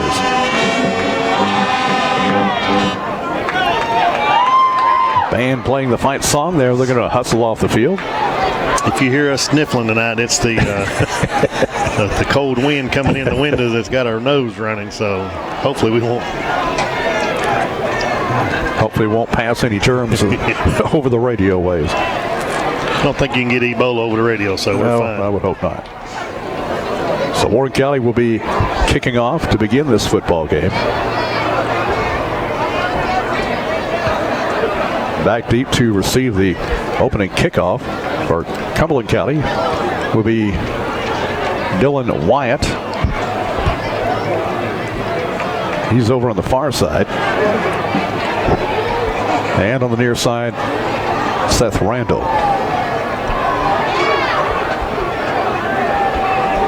Actually, that is Heath Swallows. So Evan Reynolds ready to kick off. Reynolds has been a valuable weapon on this football team this year. You know, he's kicked the ball deep at times, short at times, squibbed at times, and doing whatever the coaches instruct him to, but he's definitely got a powerful leg. They're looking for him to kick it deep. So we're just about ready for action. Good to have you with us here on Sports Radio 1230 WAKM. Here's the kickoff, and that is going to be taken at the 16-yard line, 20, 25, near sideline 30. Then wrapped up and dropped at the 34-yard line. On the carry, that was Swallows. And so we'll see the Jets go to work. 1st and 10. And looks like they'll mark him at the 34. Here's the kickoff, and that is going to be taken at the 16-yard line, 20, 25, near sideline. Yes, it is. So the Jets take the field. Now Jets come with 2 receivers right and 2 left. Brewer, the running back. Buckner taking the snap. Fakes to the motion man. Now he's going to throw. It's going to be caught at the 40-yard line. And moving out to the 45-yard line. That'll be enough for a first down.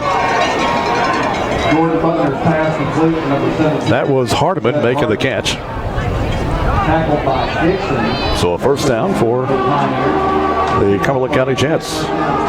Pretty just faked the jet sweep there and had good pressure on the quarterback, but Chase Fry. Chase almost got to him. Buckner now on the option. He'll pitch it to the 40, 45, and falling forward to the 47-yard line. Played well by the Pioneers there. That was Brewer on the carry. It'll be 2nd down 8 from the 47-yard line. 2 receivers right, 2 left. Buckner in the shotgun, takes the snap, drops back to throw. Setting up a screen, it is caught at the 45 to the 50 and falling forward into Warren County territory at the 48-yard line.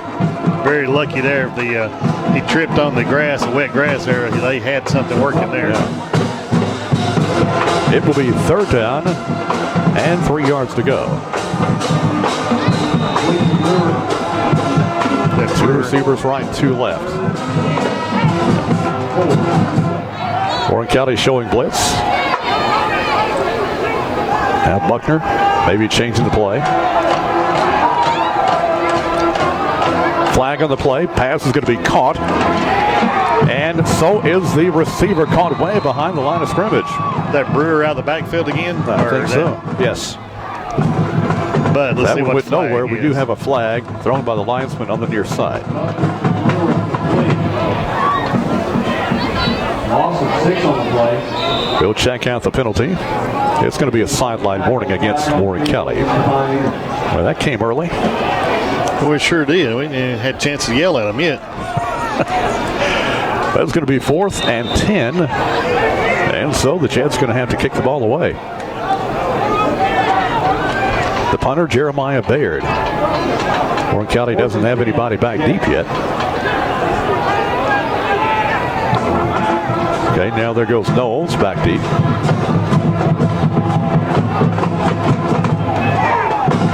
Fourth and 10 from the 45. High snap, brings it in. The punt is away. Wobbly kick.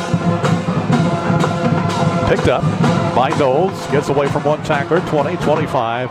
Gets it out to the 29-yard line. Get that, and that's a dangerous catch, but it was. Made it work for him. Able to get some positive yardage. 1st and 10 Pioneers. They'll mark him just shy of the 29-yard line. 1st and 10. Well, we'll see if the cold will have any effect on the Pioneers' ability to catch the football or hold on to the football. It's definitely the coldest game we've had this year. 1st and 10, Warren County. Warren County comes, 2 receivers left and 2 right.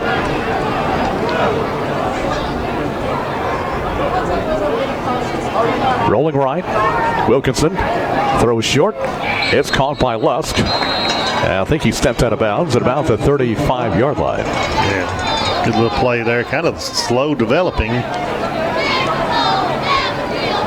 It'll be 2nd down 4 from the 35-yard line. 6 on the play, 2nd and 4. Yeah, I think he may have been looking to see if he had somebody deep. 2 receivers left and 2 right. Wilkinson in the shotgun, now rolling to the near side. Looking to throw. Now he's going to keep it, and he'll be thrown for a loss back at the 31-yard line. Had nobody open downfield, and he just, instead of tucking it and decided to get something, he waited too long. They'll mark him at the 33. Nolan McLean making the tackle for Cumberland County. And it's going to be 3rd and 7. Make it 3rd and 6. They need the 39-yard line.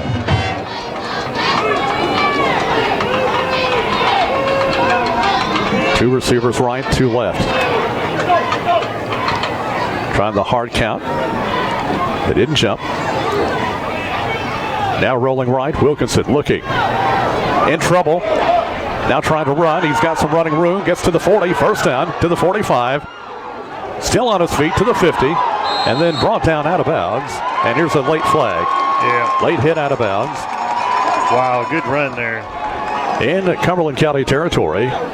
They'll mark him at the 47-yard line. Nice run by Wilkinson. Going to add a little bit to it here. That's right. Flag on the field. As they say, the personal fouls have started. That's right. And luckily, it's for them. They'll put the ball down at the 32-yard line of Cumberland County. 1st and 10, Pioneers.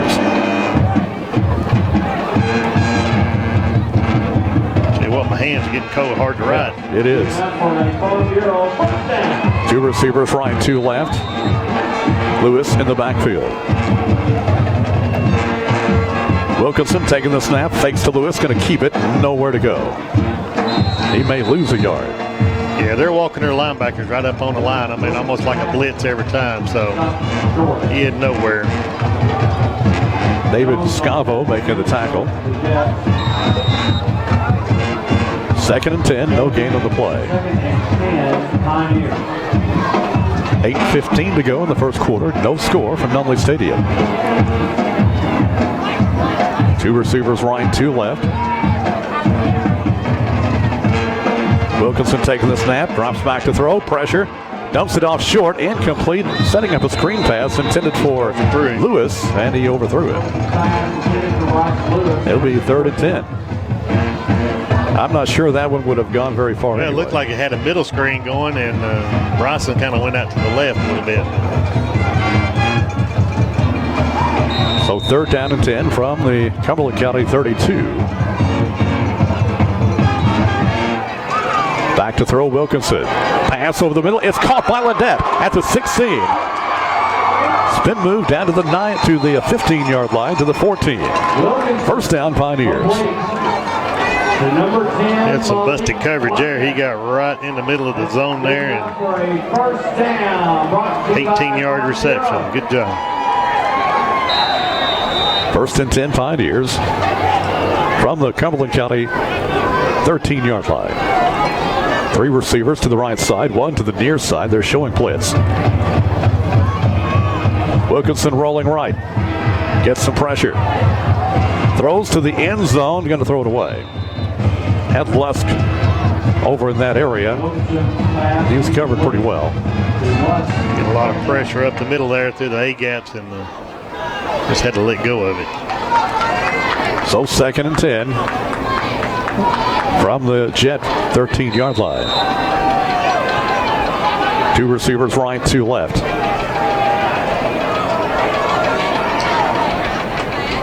Wilkinson takes the snap, drops back, throws over the middle. It is incomplete, just out of the reach of Malik Ledette.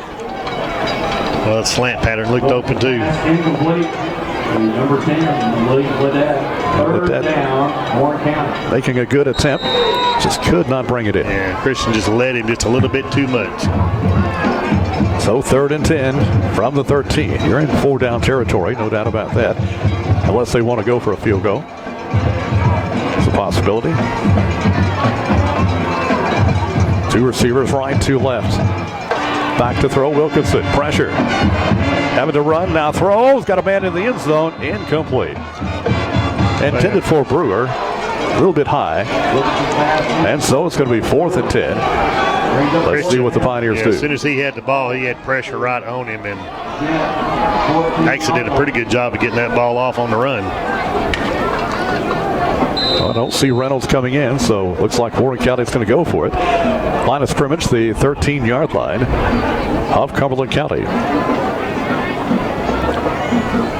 So 4th and 10, Pioneers trying to get it in the end zone, or at least get it to the 4-yard line. 4 receivers to the far side. Wilkinson sets up a slip screen, caught at the 10-yard line, getting down to the 5-yard line. He was going to be close. I don't know if he got it or not. He looks. Lining it up from the near side. It's going to be awfully close. Flag on the field, so let's see what this one is. There's a flag on the far side over there. Pioneers acting as if they're going to have the football.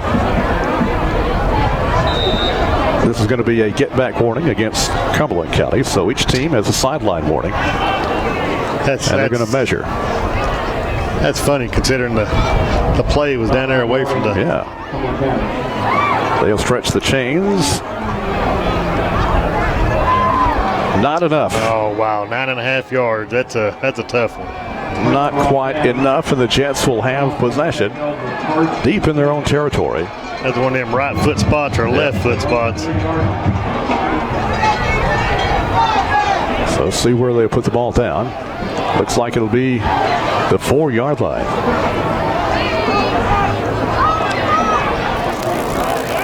Three and a half yard line.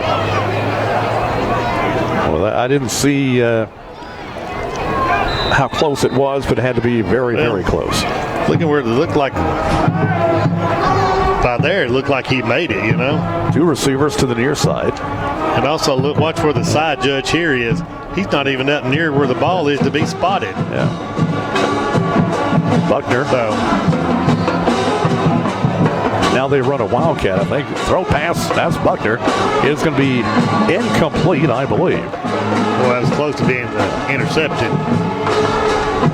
Pass was caught by Hardiman, but I think he dropped it. He did. Yeah. Christian Reese all over him. Good job. A lot of shifting around back there. That was Buckner passing the ball. Buckner in the shotgun, back in the end zone. Shovel pass, caught at the 5. They'll get it out to about the 8-yard line. That'll bring up 3rd down.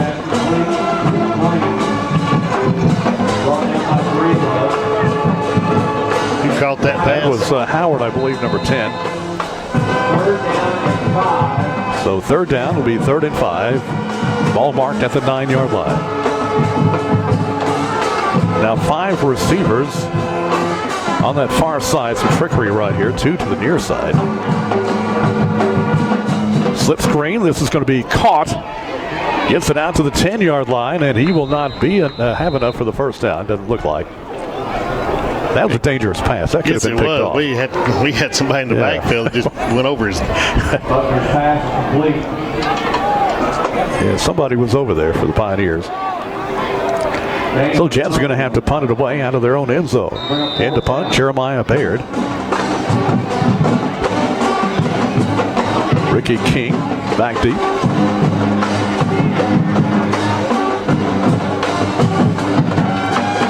High snap, comes down with it. The punt is away.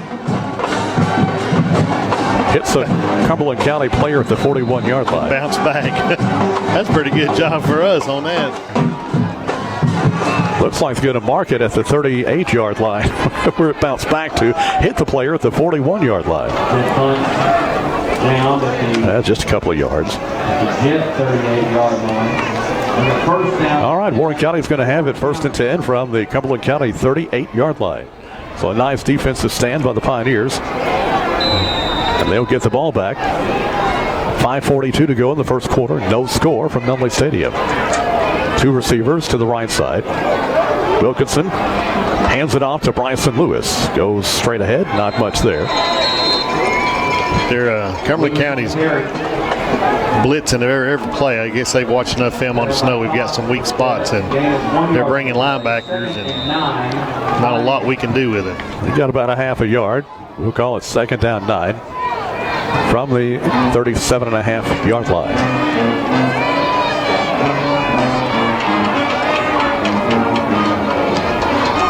Now wideouts either side. They're showing blitz. Pass to the far side is going to be caught at the 30, and a first down. I believe that is going to be Lusk. Well, they're going to mark him short. May have stepped out of bounds at the 30-yard line. They are going to mark him short. Or are they? Yep. It's going to be 3rd down and 1 from the 30-yard line.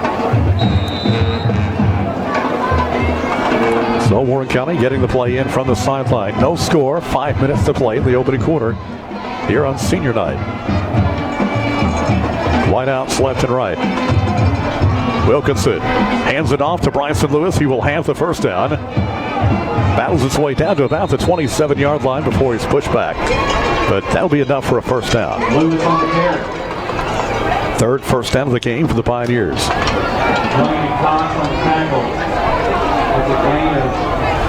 Good determined running by Bryson Lewis, hitting the hole quickly. First down. Good job of knowing what he had to get the first down. 1st and 10 Pioneers from the Jet 27-yard line. 2 receivers to the right side.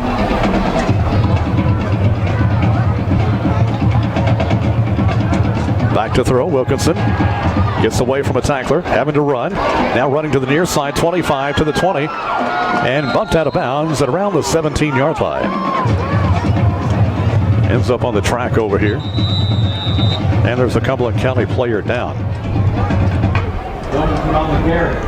So a player shaken up for the Jets. They tried to help him up, but he apparently can't get up. That is P.J. Marquez. Christian setting up the pass there and got rushed out of the pocket, and the thing he's done well this year has been able to scramble and do a lot of that on his own, getting 10 yards. Holding that left knee. We're going to take a break as we have an injury. No score. Back in a moment. You're listening to Pioneer Football. Homes have the energy-saving ideas others talk about. Energy-saving insulation, efficient windows, doors, on and on. With one big advantage. Natural gas water heating. Heats twice as fast, and today, like yesterday, gas water heating saves on utility bills over same-size electric. Home builders build natural gas homes that are energy efficient. Yesterday, today, tomorrow. Tennessee and say natural gas. Call Middle Tennessee Natural Gas Utility District.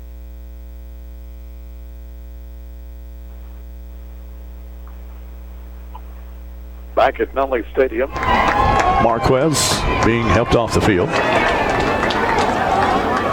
Walking under his own power. Looks like he's okay.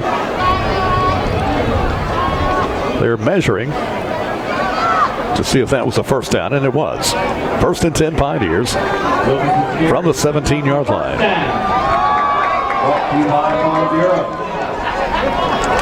A little bit of a different twist tonight. Our managers and water girls, whatever you want to call it, are dressed out in full football and wearing the pink jerseys. They got shoulder pads. So 1st and 10 Pioneers from the Jets 17. Bonner now in the backfield, along with Lewis. Wilkinson back to throw.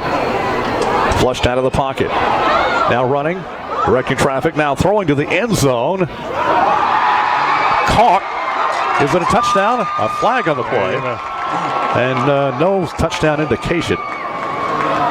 It was caught at the back of the end zone by Lusk. And the official threw a flag. They threw the flag out of the end zone in the back. He did. What is So we get the indication.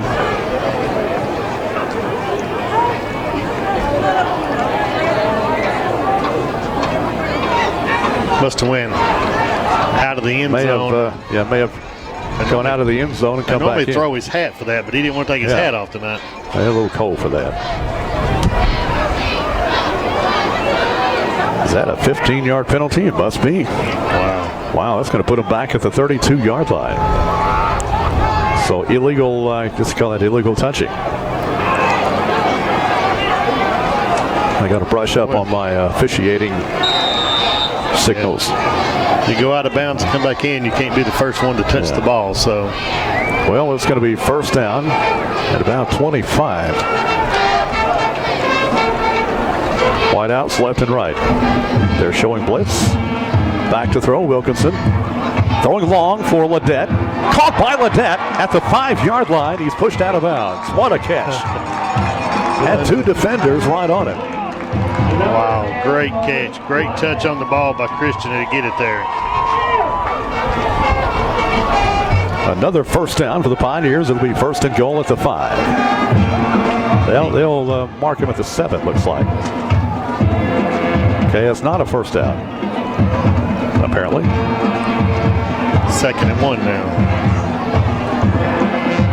So 2nd down and a yard at the 7. 24 on the play brings up 2nd and 1, Warren County. 4 minutes, 8 seconds to go in the first quarter. No score. Pioneers threatening.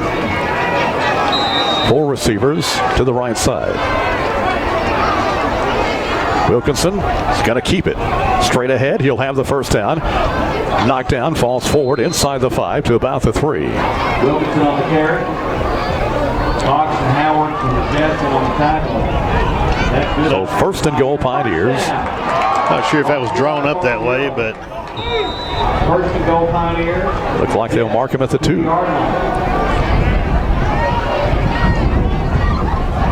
So 1st and goal, Pioneers from the 2-yard line.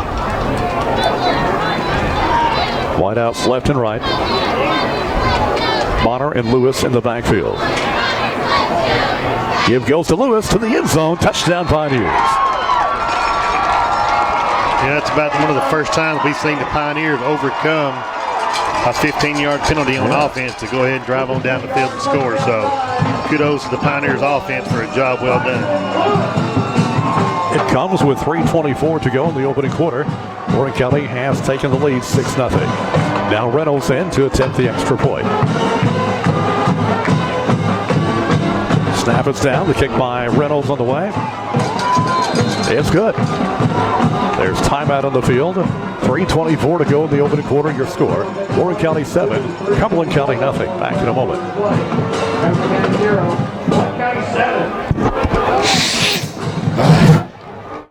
Credit financing for qualified buyers. A 7-year, 100,000-mile Ford certified pre-owned limited warranty on 29 powertrain components. 12-month, 12,000-mile Ford certified pre-owned comprehensive warranty coverage. 172-point vehicle inspection. 24-hour roadside assistance, just to name a few. So let's face it, Ford certified pre-owned vehicles are Kid Ford are the only way to buy a used vehicle. You can call us at 668-2177 or check us out on the web at kidford.com. That's Kid Ford, Mid-Tennessee's home of fantastic deals.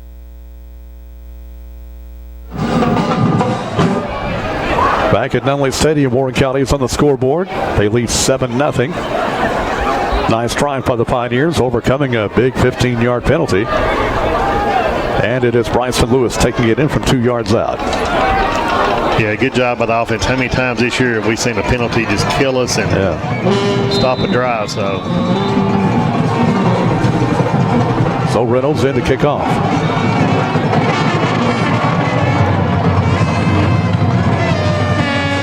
It's a squiver. Taken at the 32-yard line. He'll fall down at the 35-yard line. You didn't want to take no chance of it. Yeah, Tyler Lewis returns it out to the 35. And so the Jets will go to work on their 3rd possession. Got a first down in their first possession. And that's been about it. 2nd possession began at their own 3-yard line. 2 receivers left, 1 right. Buckner under center now.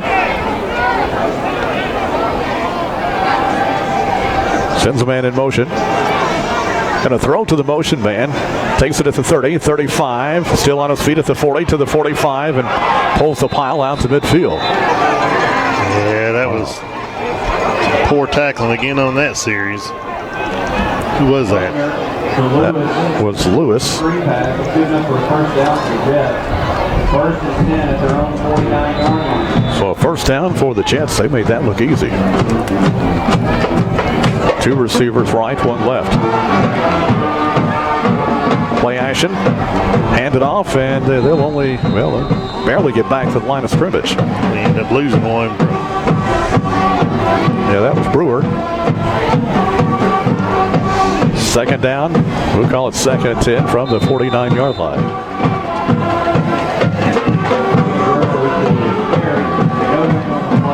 Three minutes, 8 seconds to play in the first quarter. Warren County 7, Cumberland County nothing.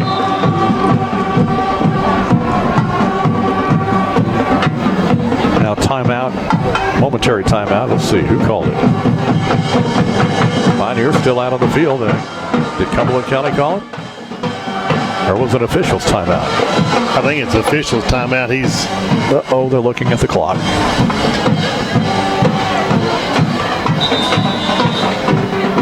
So here we go again.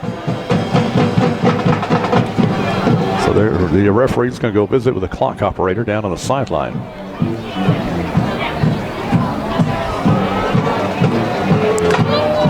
And we've heard that there's nothing wrong with the clock from our administrators. That it's been a human error.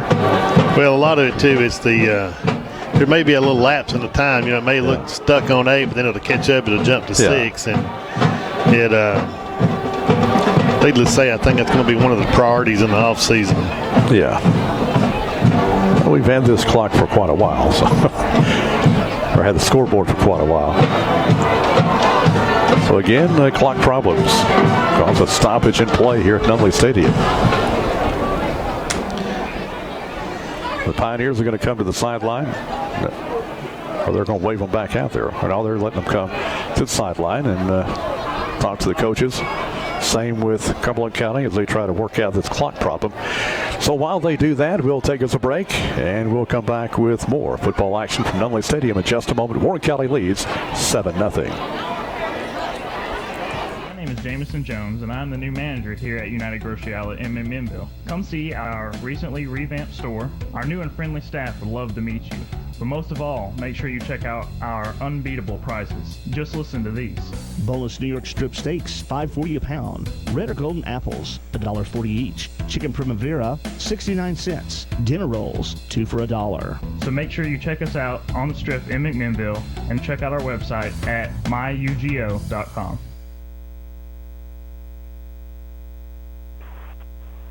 Back at Nunley Stadium. They're still looking at the clock. It still says 3:08 here in the first quarter.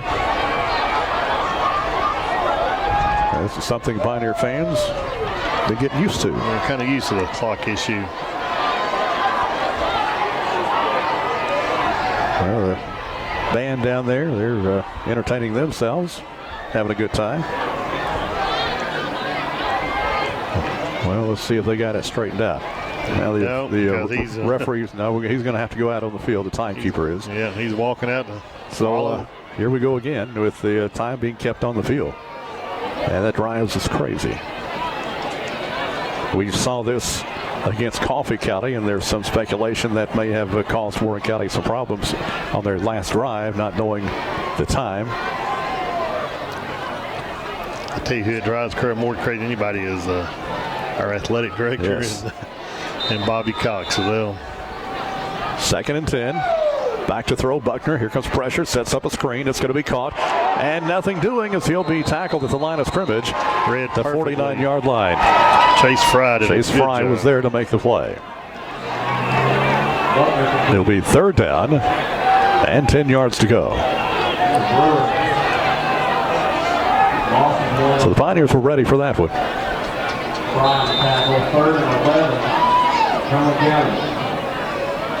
It's a big 3rd down play right here for the Pioneer defense. 3rd down and 10.5.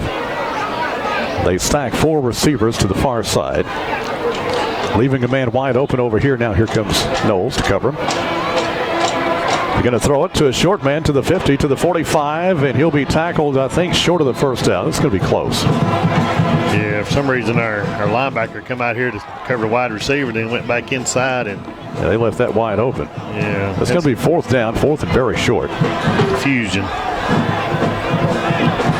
Who was the receiver on that one? I believe it was Baird. 11. It's going to be 4th and 1.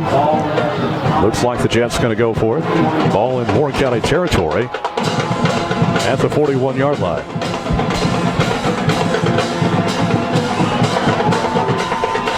Now Buckner under center as they go with the I formation. Got a fullback in there. Buckner, hands to the tailback, hit. He didn't make it. He lost a yard. Zach Clark making the play. The give went to Jake Curley. And Warren County is held. Beautiful defensive play by Zach Clark.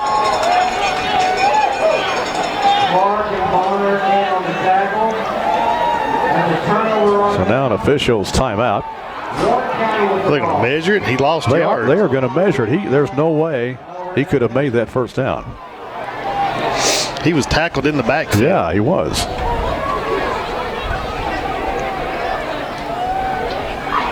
As you can tell from sitting right here, he's a good 2 yards from the yard to gain. That was a waste of line time. to gain. So, absolutely. So Warren County takes over 1st and 10. Good field position from their own 42-yard line. Again, time being kept on the field. I keep looking at the clock and forgetting. We should be used to not looking at the clock. Yeah.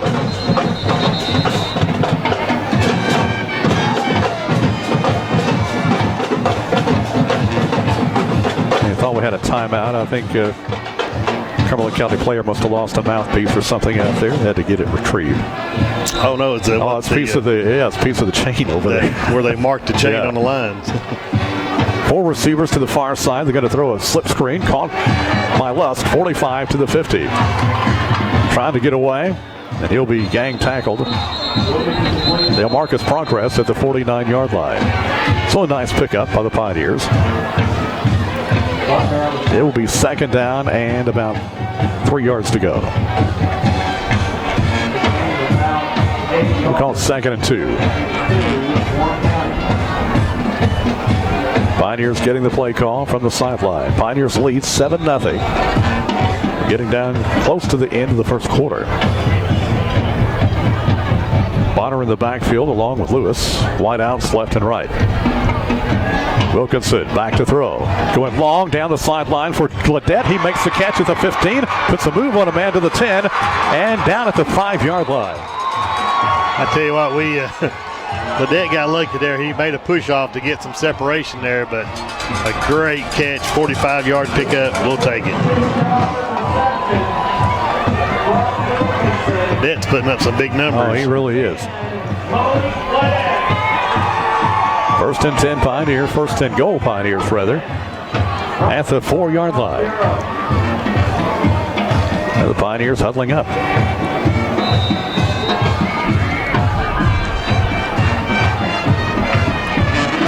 Two receivers to the near side. Wilkinson gives it to Lewis. Lewis taking it to the end zone. Touchdown Pioneers. They made it look easy. He likes them little 2- and 4-yard touchdown runs. So Lewis with a 4-yard touchdown run. Coming late in the first quarter. Now Reynolds in to attempt the extra point.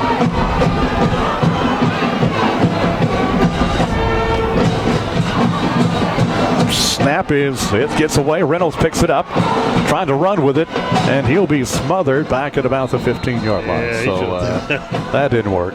Reynolds threw says, that away and tried to. Yeah, Reynolds says, "Hey, I don't do this in practice." Well, maybe he does. I don't know. He kicks it back to the official. He says, "That's how I get rid of the football. I kick it." Yeah, that's a. And so we're late in the first quarter, and your score, it's Warren County 13, Cumberland County nothing. Oh, well. Snap just got away from Major, and there's Reynolds picking it up, and oh boy, what do I do now? Yeah, it's supposed to yell fire, fire, fire, and the receivers go out in a route, but nobody went out in a route. No, he didn't have anybody open. So hopefully that won't come back and haunt the Pioneers. They're playing some good football right now. Pioneers leading 13-0 late in the first quarter. Less than 3:08 remaining in the first quarter. Yeah. Time being kept down on the field.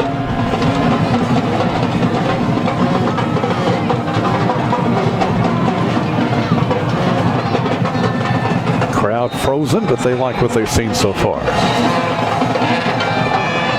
Reynolds set to kick off.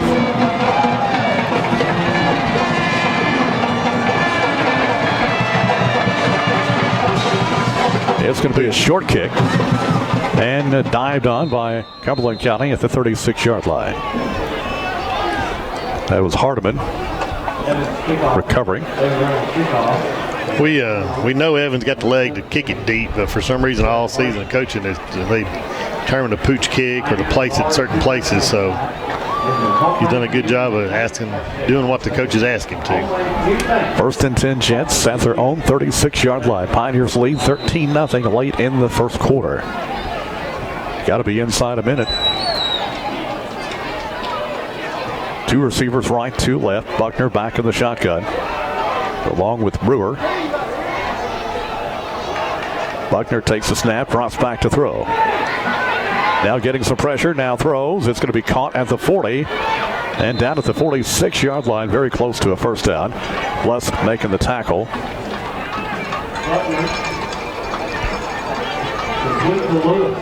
That was Lewis making the catch. Be second down 1. They'll mark him at the 45-yard line. Two receivers right, two left. Buckner is going to hand it off. Hit at the line. He'll be driven back. Breedlove making first contact. A little zone read there, and I'm not sure what the quarterback was reading, but he gave it to him. That was Brewer on the carry. And he got no gain. It's going to be third down and 1. And that is going to be the end of the first quarter. So we played one here at Nunley Stadium on senior night. Your score, Warren County 13, Cumberland County nothing. Back in a moment. Take your children ages 12 and under to John Roberts Nissan. Now through Halloween, have them dressed in their costume. John Roberts Nissan will take their picture, post it on their Facebook page, and all of their Facebook fans get to vote on the best Halloween costume. Best boy costume and best girl costume each get to take the grand prize of a Samsung Galaxy tablet. Here's your prize at John Roberts Nissan. The Nissan Murano Maxima Sentra. Get 0% APR financing on 72 months. Happy Halloween from John Roberts Nissan, just off exit 114 in Manchester. Special kickoffs tonight. Back at Nunley Stadium, Warren County leading 13-0 as we get set to begin the second quarter. Looks like they're using the old plug in the clock technique now. We might get to see the clock working. Coach Wilmore brought out the 1,000-foot quarter cable there, and he's trying to get it unwound. It looks like it is tangled up. It is. Well, it seems something to be perfectly rolled up. Yeah, he needs some help. That's the way it was back when you and I, well, at least when I played football in ancient days. You had to step over the cord every once in a while, get out of the guy's way. Yeah, you still see that some in college now. So. Okay, they're still trying to get everything situated with the clock, so another momentary delay. I feel sorry for Coach Wilmore now. He's got that wad of mess down there. Yeah, he could use some help. You got to hand it to him. I mean, he's not. He's getting down there hands-on, doing it himself. But that thing's got to run 100 yards. Yeah. So they're going to have to get that line untangled. Looks like they may have an assistant coach over there helping him out now. So again, a clock problem, trying to get it where we can use the clock this quarter. But one quarter is in the books, and Warren County leads it 13-0. Good first half of the Pioneers. We drove down the field twice and overcome a 15-yard penalty to even score. So that's impressive by the Pioneers. And defense has been playing pretty good ball. We've given up a few passes, missed a few tackles, but overall, we've been playing pretty solid. Warren County has 6 first downs in the game so far, 2 for the Jets. But we've seen the Jets pull off some pretty good plays offensively. So you got to watch him. So far tonight, I think the key's been Wilkinson in his passing. He's got that one 45-yard pass down the sideline to Ledette and a 25-yarder down the sideline to Ledette. Two big plays there. When he's proven when he's given time, and he can sit back here and he can throw the ball, he does a great job. He does a good job running. The problem he's had all year is he has not had time to do much. He's been under constant pressure. From the snap of the ball, he's being harassed by the defense. So each team one penalty for 15 yards. So we're way behind where we were this time last year in this game. Last year the Pioneers were penalized for over 200 yards in that game. Yeah, but all that in motion. Second half too, though. Buckner is going to throw to the far side. It is caught, then a tackle made immediately. It's going to be a first down at the 49-yard line. That was Ty Tabor making the catch. Then he was belted by Knowles. But it's going to be a first down for the Jets at midfield. Buckner on the option, going to keep it. Got some running room, 50, down to the 45, down to the 43-yard line.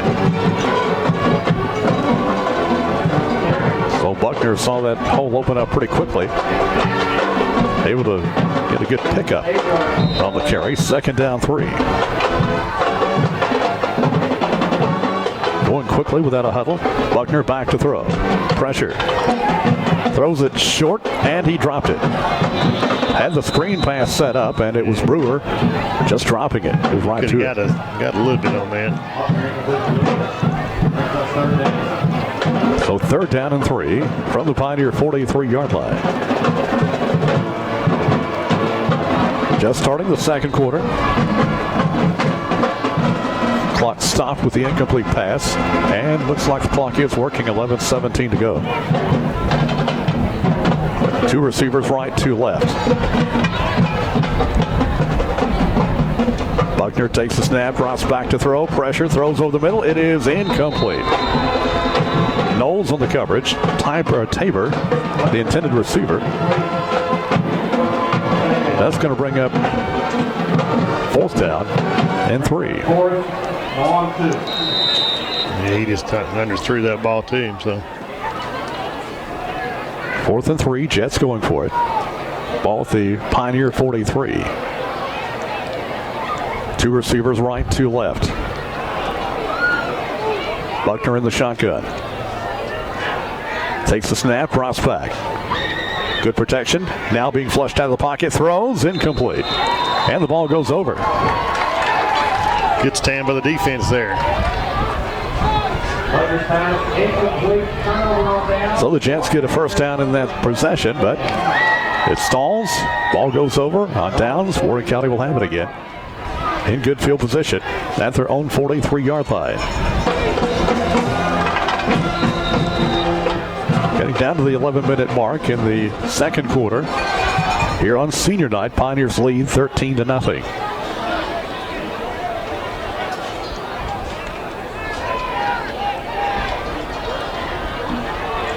Two receivers to the near side. A little confusion on the Pioneer offense.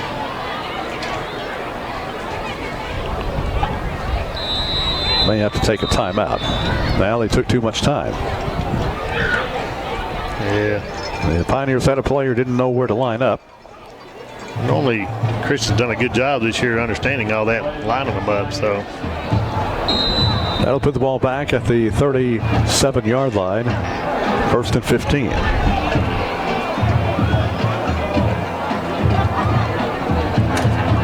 Two receivers to the near side. Wilkinson back to throw. Rolling to the near side. Now throws to the middle. Got a man open. It is incomplete. Intended for Lusk at midfield, but Lusk had fallen down. Still almost made the catch. That's going to be second down 15.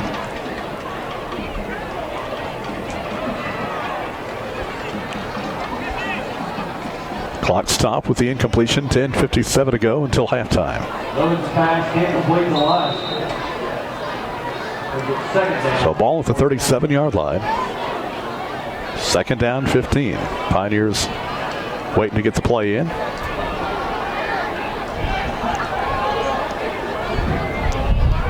Yeah, we had our play clocks. They've worked for 1 or 2 games this year, but Wilkinson rolling to the near side, getting some pressure, throwing to the sideline, incomplete, threw that in away. See, rolling out, he's even getting pressure on that one. 3rd down, 15. Coach Smith wearing a toboggan tonight. I'm used to seeing that visor. And a couple layers of coat, so. 3rd down, 15. This drive going nowhere. Ball Really, for 37. Just hadn't had any chemistry on this drive. It hadn't seemed like. Wilkinson back to throw. Good protection now. He's going long down the sideline for Lusk, and he threw it out of bounds. Incomplete. Lusk was well covered anyway. Christian, he just hadn't looked it easy at all on this one. He threw that one 6 yards out of bounds to hit the track. So you wonder if that one may have gotten in the wind. Yeah. Well, that whole offensive series there, we just kind of looked. Just had that 5-yard penalty, and then after that, nothing.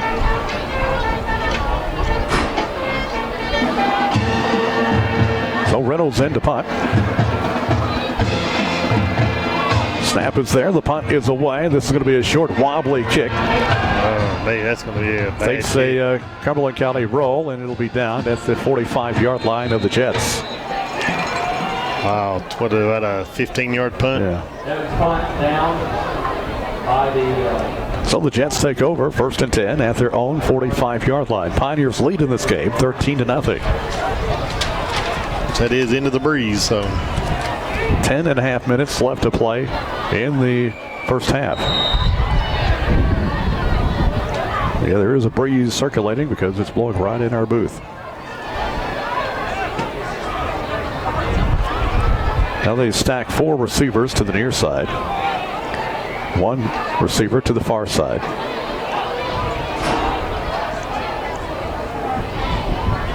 Buckner getting the play call in from the sideline. And they took too much time. Yeah, they had 4 receivers stacked over here. They wanted to get out of here, see what our defense was going to do. They looked, then the coach tried to call the play, and he just took too long. That'll put it back at the 40-yard line, 1st and 15.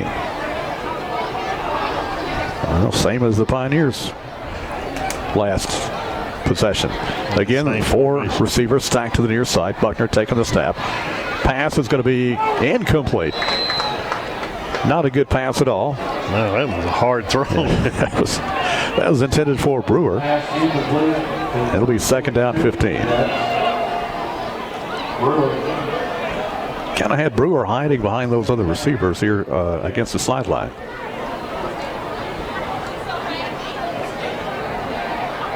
Now they stack them to the far side, stack 3 receivers, 1 receiver to the near side. Buckner taking the snap.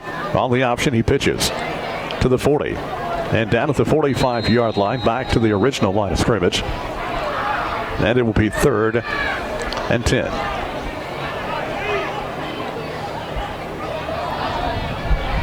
So another big defensive play coming up here for the Pioneers on 3rd down.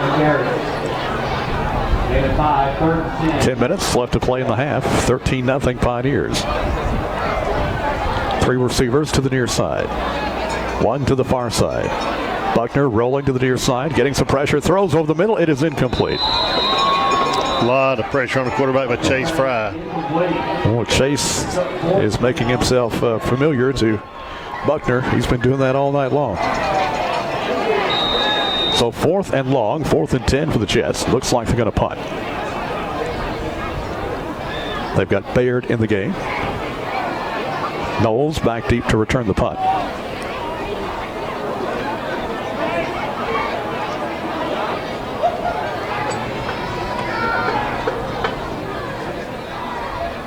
Snap is there, and the punt is away. And it's a good one. It's going to roll down inside the 15, down to the 11-yard line. Yep, good just a punt there. line drive, and kicked it away from Knowles. So Warren County will have it deep in their own territory at the 11. The Pioneers need to get the momentum back. They lead 13-0. Crowd has gone to sleep. They're froze, I think. They are. They're huddled up under the blankets, big coats. Can't blame them. So let's see what Warren County can do. They lead by 13 points.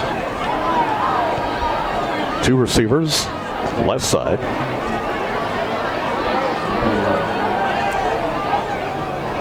Wilkinson taking the snap. Busted play, drops the football. He's going to fall on it back at the 3. Did he get it back? I'm pretty sure he did. Yeah, he mishandled that snap there. It looked like he took his eyes off of it. I think he meant to hand it off, but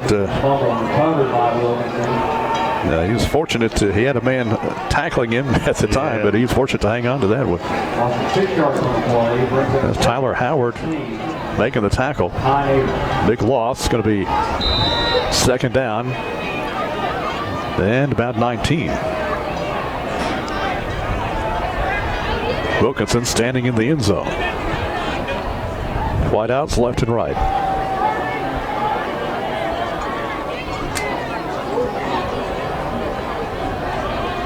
They show blitz. Wilkinson taking the snap. Wants to throw. He's going to run. Got to get out of that end zone. And he does. Got some running room. Gets out to the 10-yard line before he goes down. So he gets a lot of that yardage back. But it's going to be 3rd down. And a lot of that was Wilkinson making something happen.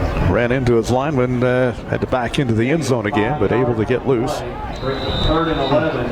Ball at the 10-yard line, 3rd down and 11.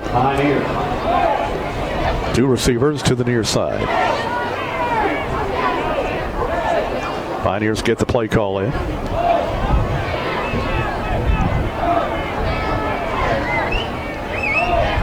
Again, they're showing blitz. In less than 5 seconds, he better hurry. Is he going to? He takes the snap, drops back to throw. Now having to run. Now throws. Caught by Lusk at the 22-yard line. He'll be very close to a 1st down. He's going to have it. He's going to have it. So a big 3rd down conversion for Warren County. Their 7th 1st down of the ball game. Good enough for a Pioneer 1st down. Now the NFL keeps up with sacks and hurries and knockdowns. I think you could just about mark every play on Christian as being hurried or knocked down. From the 23. Handoff goes to Ricky King, and not much there. He'll fall forward, getting maybe a yard. So it'll be 2nd down and long. Carry the Pioneers and 20, Ricky King. Cox on the tackle. He's got about a half a yard. It's going to be 2nd down 9. 2 receivers to the near side as the Pioneers get the play call in. 7:10 to go in the half. Pioneers lead 13-0. Wilkinson rolling to the near side. Got a man open. That is Lusk, and he short hops it. Incomplete. Christian just underthrew that one. That'll bring up 3rd down. Pass incomplete.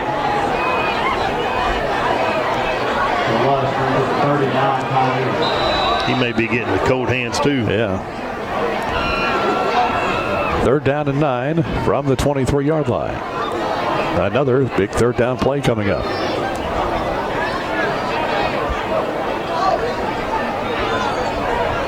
Wilkinson taking the snap, rolling to the near side, looking, throwing. Caught by Ledette, and he could not hang on to it as he was drilled just as the ball made contact by Seth Randall. So it's going to be 4th and long, and the Pioneers will be in punt formation. Pretty strong side wind. Yeah, that would have been a remarkable catch if Ledette could have held on to it. But he was just drilled as soon as he made the catch. Reynolds standing back at the 10-yard line. High snap, comes down with it. Now the punt is away, and it's a good high kick. Warren County, everybody's getting away from it, and it's going to roll down to the 45-yard line in Jet territory. It's an adventure every time Sunshine goes back to punt. He never knows where that snap's coming. So yeah, the last 2 snaps he's been like a center fielder trying to field it. A pop fly out there, so but he's been able to get the punt away. So 1st and 10 Jets at their own 45-yard line. Good field position. Pioneers lead 13-0. Jets with 2 receivers to the right side. Unbalanced line here. This is a odd formation. It's almost taking a book out of that A11 playbook they used to run. Buckner. Shuffle pass. Goes nowhere. That was dangerous. We have blue jerseys all around that. Shovel pass. He's going to lose a yard, I think. Well, no. He's going to mark his progress at the 45. It looked like he got hit about a yard behind the line. 2nd down 10 from the 45. Another strange formation. Yeah. Wow. Hard to describe this one. Back to throw. Buckner. Pass is going to be caught at the 49-yard line, and that'll bring up 3rd down. Well, there was good coverage by the Pioneers on that one. Hardeman making the catch. I'll go quick here. They're lining. Again, that same formation. 4 lined up outside on the near side. The snapper is by himself, and another receiver on the far side. Buckner throwing long down the sideline. It is incomplete. That'll bring up 4th down. Coach McCaslin coming up with some strange-looking formations here. They're basically putting their 5 linemen or 4 linemen over here as the decoys and playing 7-on-7 on the other side over there. So it's going to be 4th and 6. They've got the punter in the game, Jeremiah Baird. Ricky King back deep to return the punt. Say he's kin to any Bairds we know? Could be.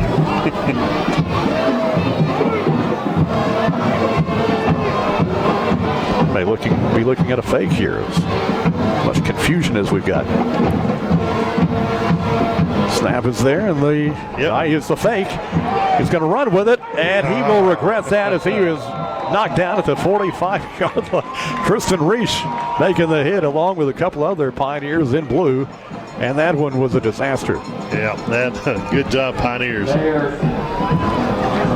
Well, with all the movement and confusion there on the punt team, you had to think something was up. And Bayer tried to run it on that right side. There was nowhere to go. Well, playing the Jets, being 0-9, you got to look for everything, and I'm sure the Pioneers have looked at all possibilities. 1st and 10 Pioneers from the Jet 46. They hand it off to Lewis, looking for running room, gets it down to the 40, down to the 38-yard line.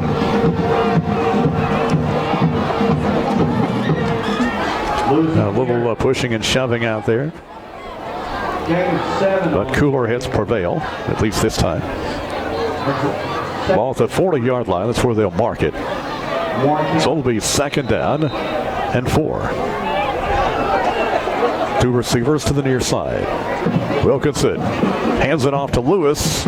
Straight ahead, nothing doing, and there's a flag coming in.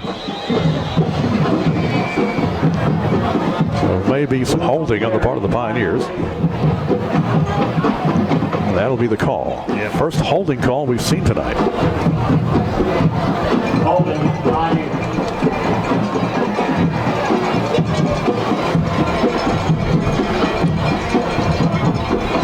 So that'll put the ball back at the Pioneer 48-yard line. And it will be 2nd down and about 17. 16, 2nd and 16. Now 2 receivers to the near side. 4:38 to play in the half. Wilkinson, play action, back to throw. Now going long for Ledette. Makes the catch at the 20-yard line. 1st down, Pioneers. Wow. How many of those catches is he going to make tonight? Well, Christian underthrew that ball. It wasn't even a back shoulder. Yeah. It was just a bad underthrew ball. And Ledette come back and got it. Yeah, it was one-on-one. Ledette able to get into position to make that catch. The defender had his back to it, to the ball. 1st and 10 from the 20. Wilkinson hands it off to Bryson Lewis. Slips and falls at the 18-yard line. Trying to make a cut, and his feet slipped out from under him. Might have had a few more yards there. Yeah, that one looked like it had some promise. Still some positive yards. He'll get a couple. Wide outs left and right. Wilkinson fakes it. He's going to keep it. And he will go nowhere. Nothing open up the middle. And to make the tackle, Kobe Cox. It'll be 3rd down and 8 from the 18. 3:37 left to play in the half. Pioneers lead 13-0.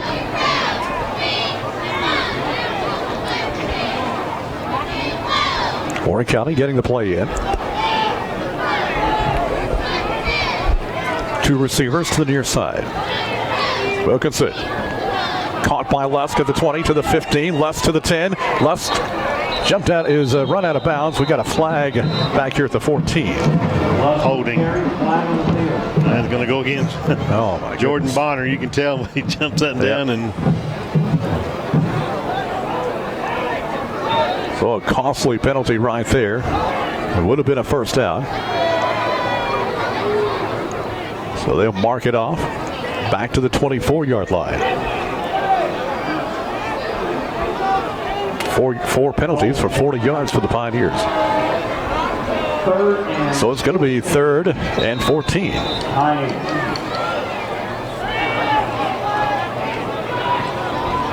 Two receivers right, 2 left.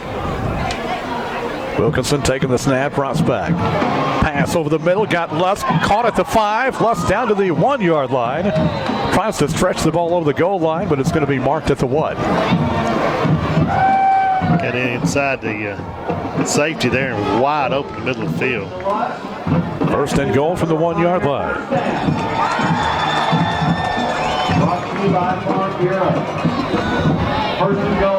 Clock running, 2:52 left to play in the first half. Wilkinson in the shotgun. Takes the snap, hands it off to Lewis. Lewis hit and driven back. We'll see where they mark his progress. He did not get in, no doubt about that. Was ready for us there. Yeah. He brought the heavy package in and they'll mark him at the 2. So 2nd goal from the 2-yard line. They've got 3rd on the marker across the way, but that's incorrect. Well, they mark him just outside the 1-yard line. 2nd down and goal. This is going to be A.D. Major in the Wildcat. And he can't get the push he needs by the offensive line, and so he will be short. Wow, we're right there on the 6-inch line. You think we'd go under center, just a quarterback sneak. So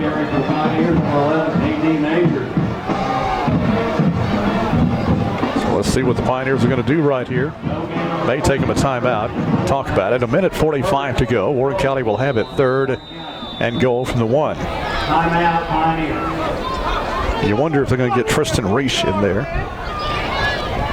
Try to maybe put him in the Wildcat or just to hand it off to him or Ricky in the Wildcat in a while. Yeah. So he was standing there by Coach Smith. So we'll see if they'll put that big package in that we saw. I think it was a Coffee County game.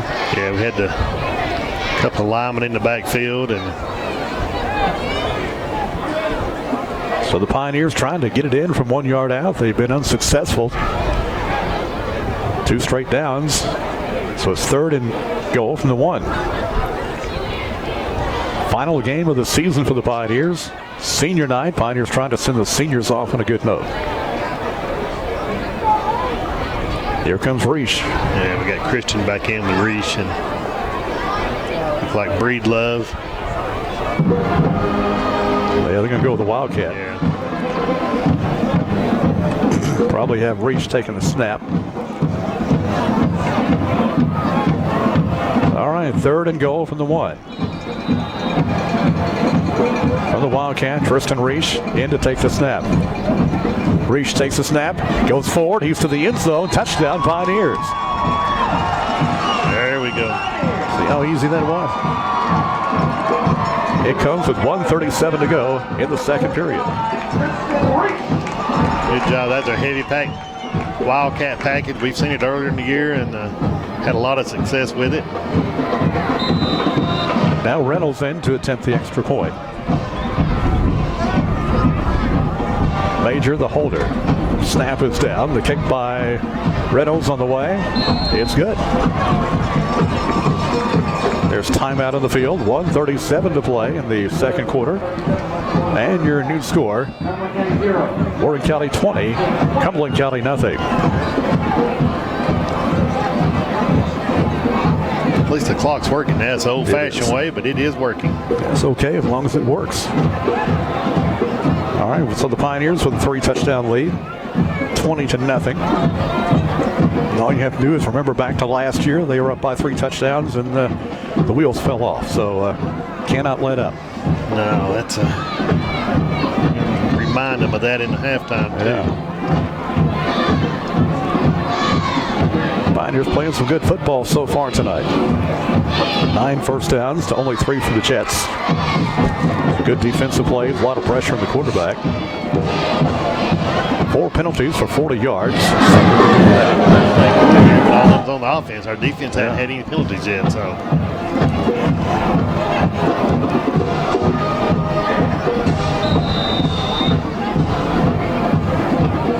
Reynolds getting set to kick off.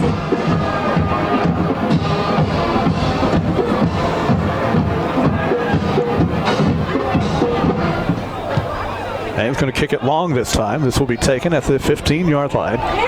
20, 25, 30, 35. Gets away from a tackler at the 40. And then finally brought down at the 42-yard line. So a nice return right there by Dylan Wyatt. And that could be why we don't kick it deep a lot. So. Return by number 45, Dylan Wyatt. Ball at the 42, 1st and 10 Jets. Pioneers lead 20-0. Nice wild formation again. Yep. 4 linemen and a tight end. To the near side. Center by himself with 2 running backs behind him. Setting up a slip screen, and it is caught, but that's not going to go. Ball dropped. I think it's going to be an incomplete pass. Yes, it will. Matt Savage read that one and got in there and done a good job breaking that up. That was Tyler Lewis making the catch. Then he was immediately smacked by Savage and dropped the ball. So 2nd and 10. And the Jets are going to take a timeout. And draw another play up in the dirt over there. Well, don't forget our coaches show coming up tomorrow and Sunday mornings at 8 o'clock on WAKI. Weekly Pioneer Sports Report. I'll be visiting with Coach Scott Smith following this game.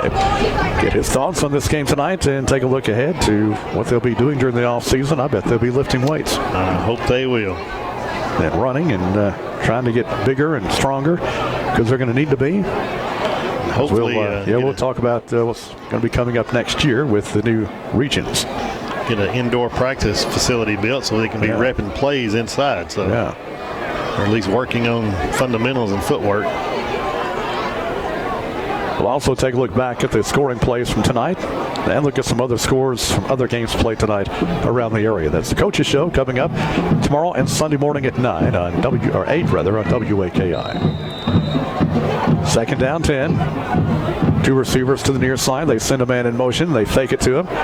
Buckner wanting to throw. Pass is going to be. Did he catch it? I guess he did. At the 50-yard line. And gets it inside Warren County territory to the 49. Wasn't sure if he short hopped it or if he caught it, but the official says he made the catch. So it'll be 3rd and 1 from the Pioneer 49. Buckner back to throw. Getting some pressure, gets away from one man. Now he's going to run. He'll have the first down as he is tackled at the 47-yard line.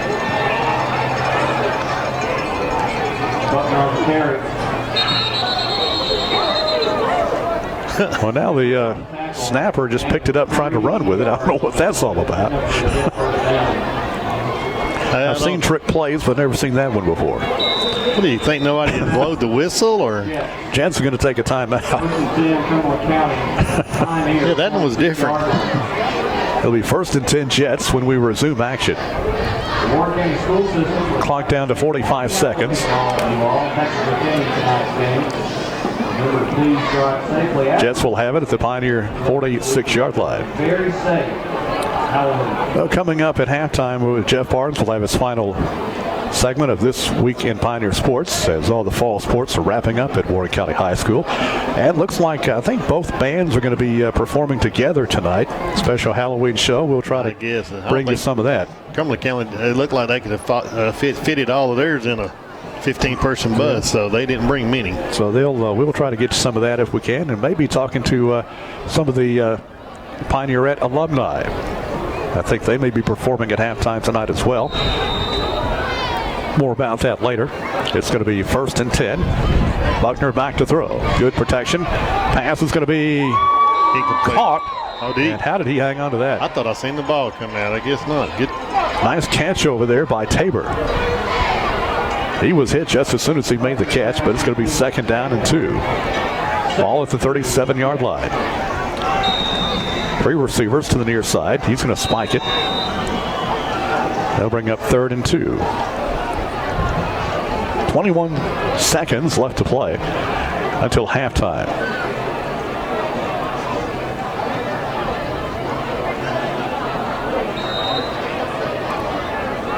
Now the Jets to the line on 3rd and 2.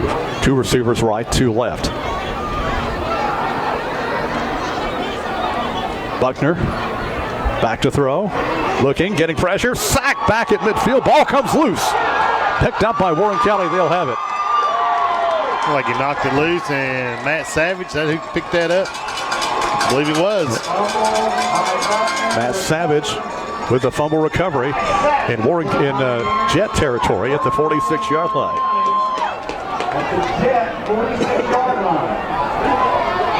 13 seconds to go, so Warren County can take a shot right here, maybe 2. 2 receivers right, 2 left.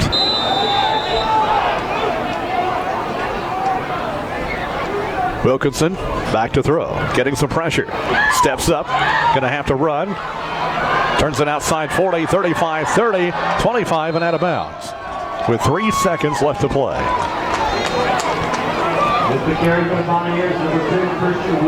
No time for one more play for the Pioneers. He couldn't take a whole lot of time to let anything develop downfield. He was getting hurried again there. So ball at the 27-yard line. Pioneers are going to take a timeout, try to draw up one more play, try to get it in the end zone before halftime. Warren County will have the ball first in the 3rd quarter. They'd like to go in with a 4-touchdown lead if they can. We're talking about the Pioneerette alumni. They'll be performing tomorrow night in the Dancing with Our Stars program at the McMinnville Civic Center. It's to benefit Relay for Life. I'll be emceeing that program, but don't let that keep you away. I'm sure it's for a very good cause, but I'll be watching the Vols in South Carolina. I'll be DVRing the Vols in South Carolina. You mean to text you and tell you who wins? Don't do that. I tell you what, Cumberland County, ever since they split it up there in them and Stone, they've kind of went downhill from there, and I'm just looking over on the other sideline, and I don't want to take anything away from those young men because I'm sure they train hard all year and each week, but there's only about 35 kids on the sideline over there. They've had a lot of injuries this season. They've been hit pretty hard. I can remember some of those years here. Yep. Oh, yeah. All right, time for one more play in the half. I think Smith thinks it's already scored. He's got his hands up, and either that or he's very upset one. Wilkinson taking the snap, drops back, flushed out of the pocket, having to run. Now throws long. This is going to be almost caught. We got a flag on the play. That would look kind of crazy. There's a flag on the play.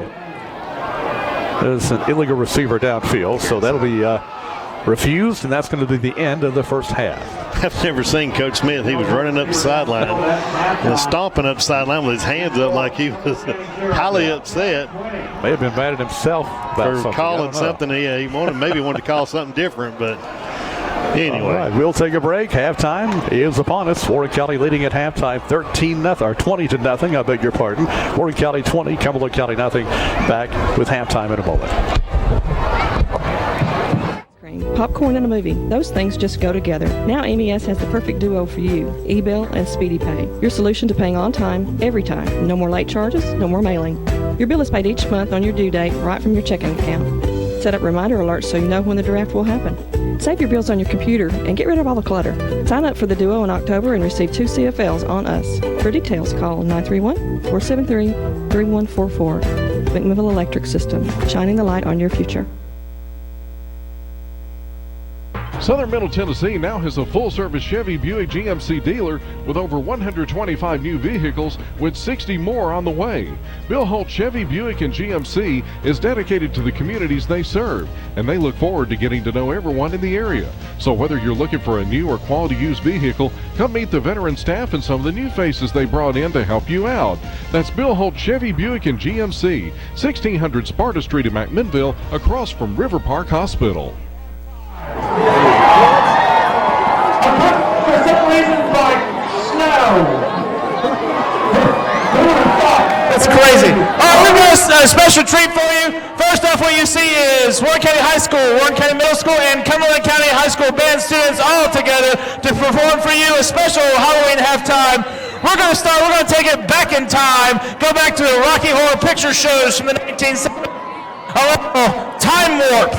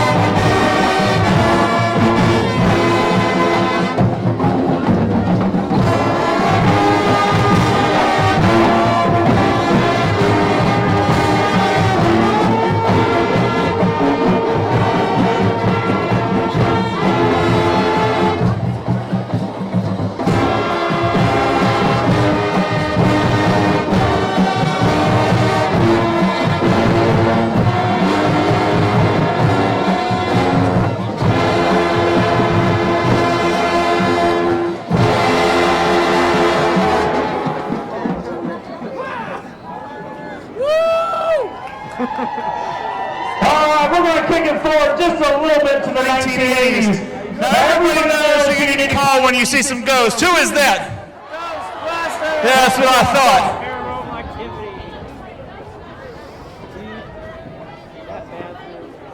Not only are we playing for the Ghostbusters, we got some great superheroes out here.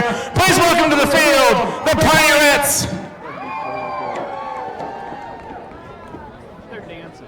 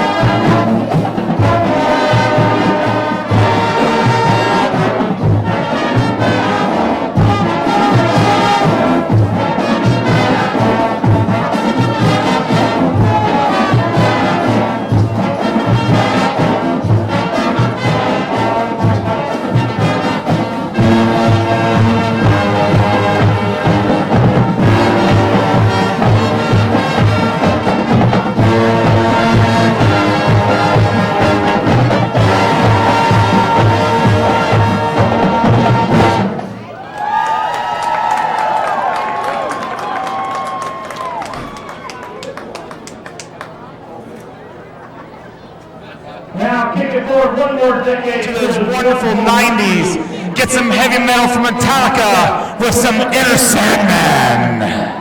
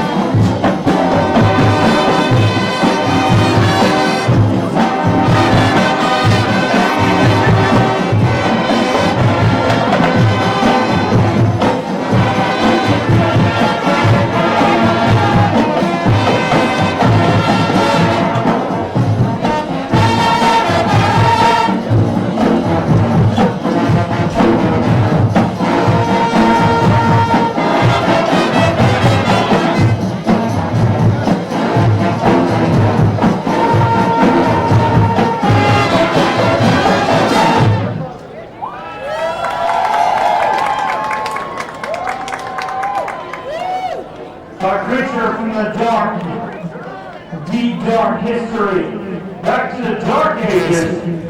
Please welcome to the field, Frankenstein.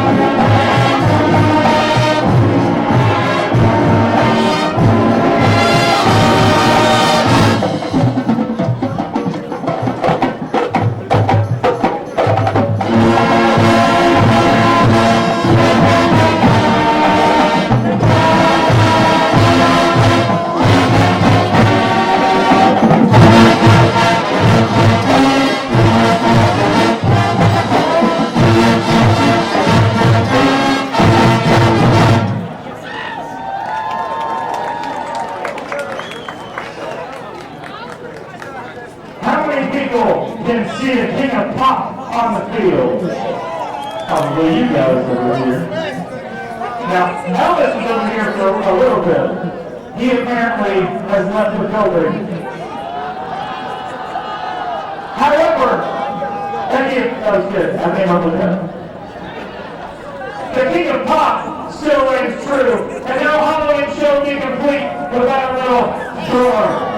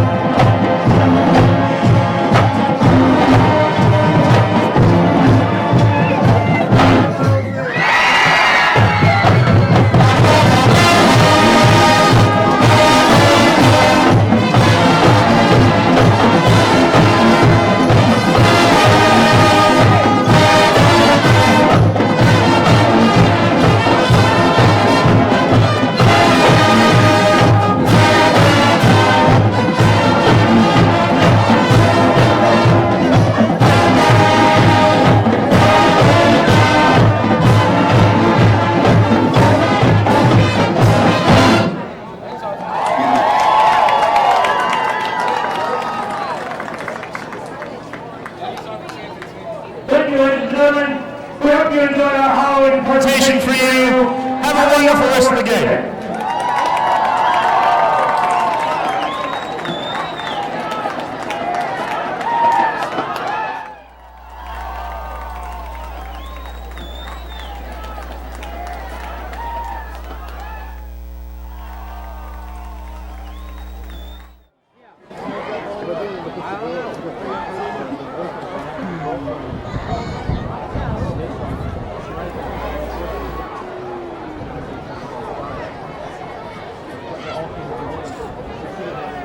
Home is the home Tennesseans will want to buy. It's your home, it's your money. Yesterday, today, tomorrow. Natural gas.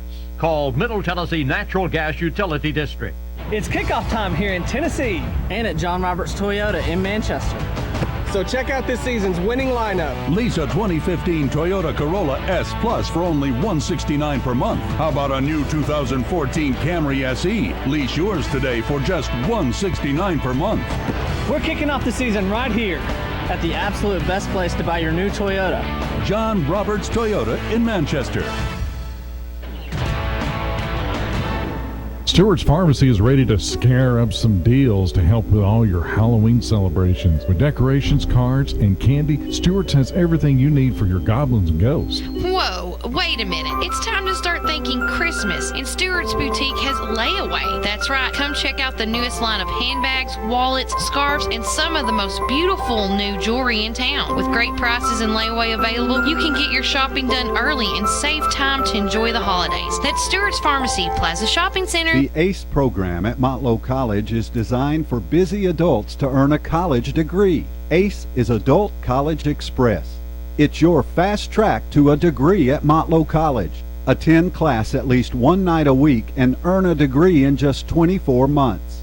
ACE classes are available at Motlow's Moore County, Fayetteville, Smyrna, and McMinnville campuses. Visit Motlow College at mscc.edu. My Motlow, my future.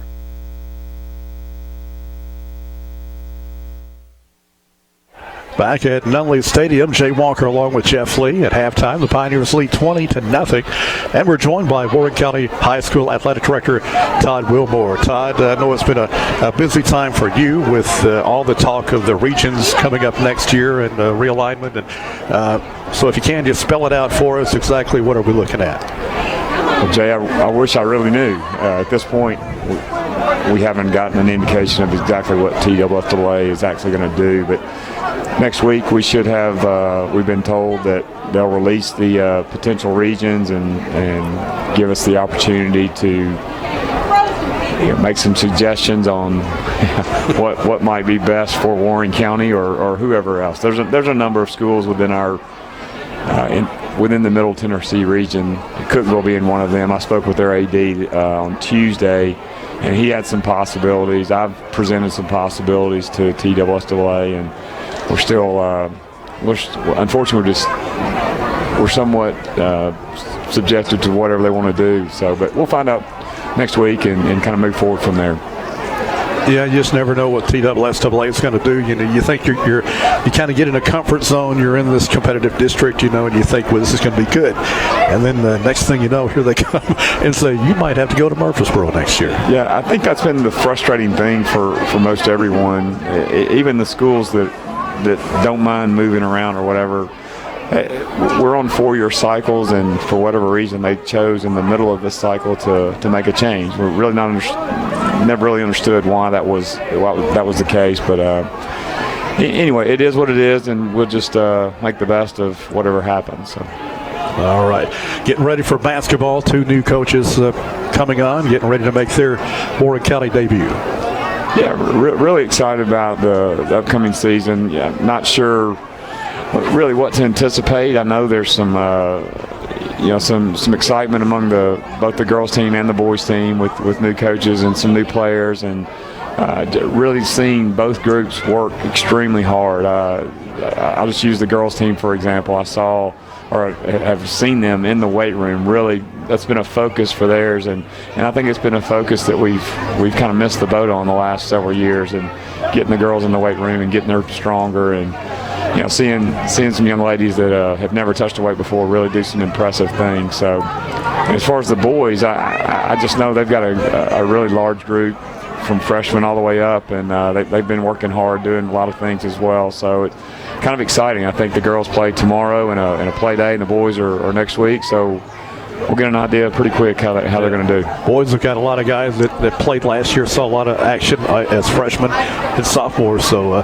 it looks promising. It does, and I think the mood is good. The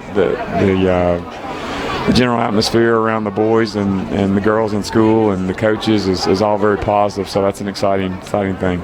All right. Warren County Athletic Director Todd Wilmore, thanks for coming by. Appreciate it. Thank you, Jay. Halftime, Warren County leads 20-0. We'll be back with the third quarter in just a moment.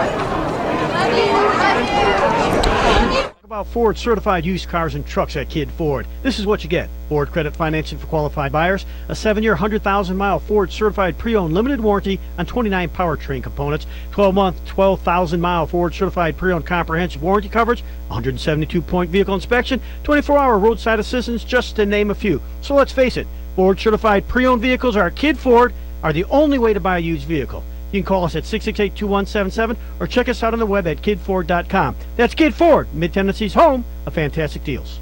Cake and ice cream, popcorn and a movie, those things just go together. Now MES has the perfect duo for you, eBill and Speedy Pay. Your solution to paying on time, every time. No more late charges, no more mailing. Your bill is paid each month on your due date right from your checking account. Set up reminder alerts so you know when the draft will happen.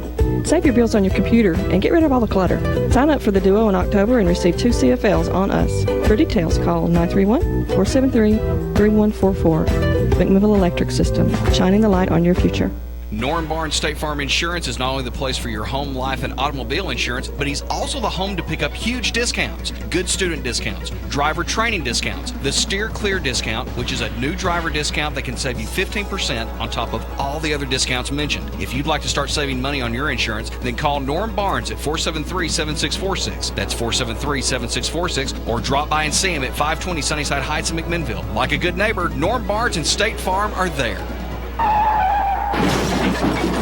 Custom Collision is the place to go when your vehicle needs body repair, because Custom Collision is #1 in customer satisfaction. Getting your vehicle looking like new again after an accident doesn't have to be an unpleasant experience. At Custom Collision, your vehicle will be repaired the right way, the first time. Custom Collision is proud to be the leader in the area for 100% customer satisfaction. This is Alan West at Custom Collision. Don't make 2 accidents out of one. Come see me today at 583 Pikeville Road. That's Custom Collision, 668-7405.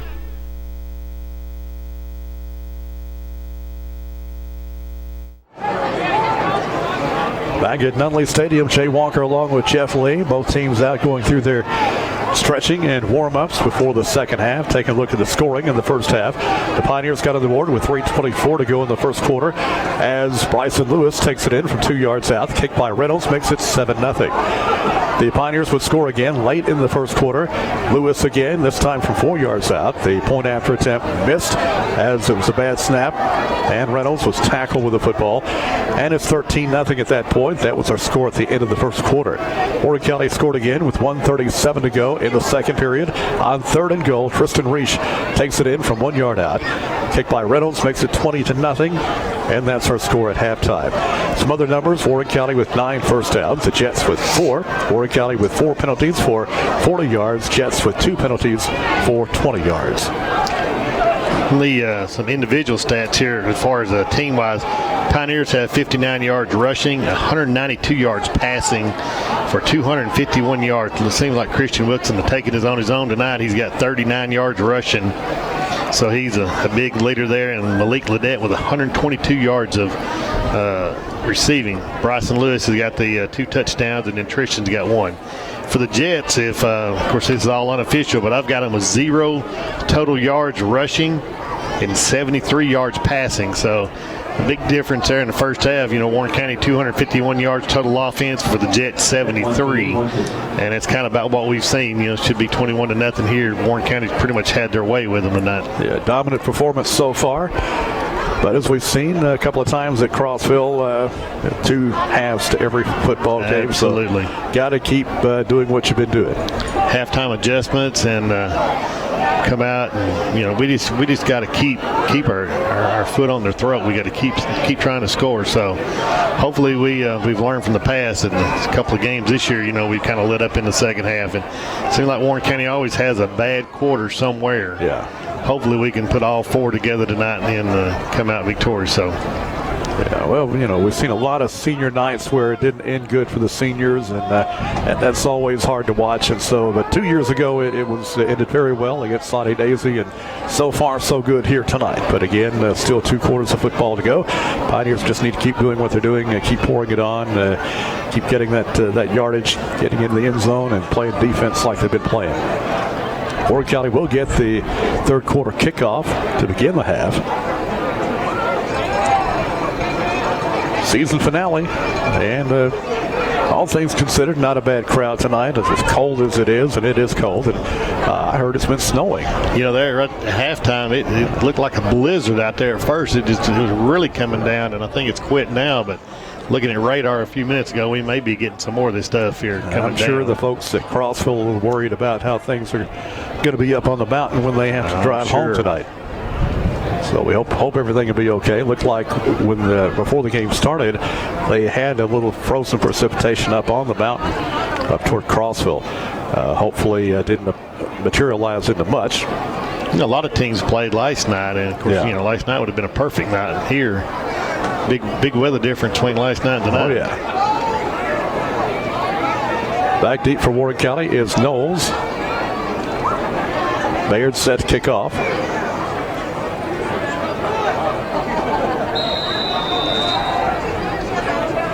And we're underway here in the third quarter. Taken by an up man, at the 30 to the 35. Looking for running room. That's Brewer. He is going to be hit and dropped at the 35-yard line. He almost made the edge. Yeah. Good effort making the tackle for Cumberland County. Devin Watkins grabbed a hold of jersey and wouldn't let go. They'll mark him at the 33-yard line. First and 10 Pioneers. First and 10 Warren County. Brewer did a good job 2 weeks ago at Ray County when Fliss was hurt. He stepped up and caught his first pass, I think. Now Warren County coming with 2 receivers left and 2 right. Ricky King in the slot on the near side. Wilkinson in the shotgun. King in motion. Give goes to Ricky King. Trying to get to the corner. Now tries to step up. He's going to be thrown for a loss back at the 30-yard line. And Cumberland County had that one played well. Well, even I knew what was coming there when you see King lined up in the slot right there. And first time he's been in tonight, and he goes in motion, kind of. They'll mark him at the 29-yard line. So loss of about 5 right there. It's going to be second down 15. Second and 14 Warren County. 2 receivers to the near side, 1 to the far side.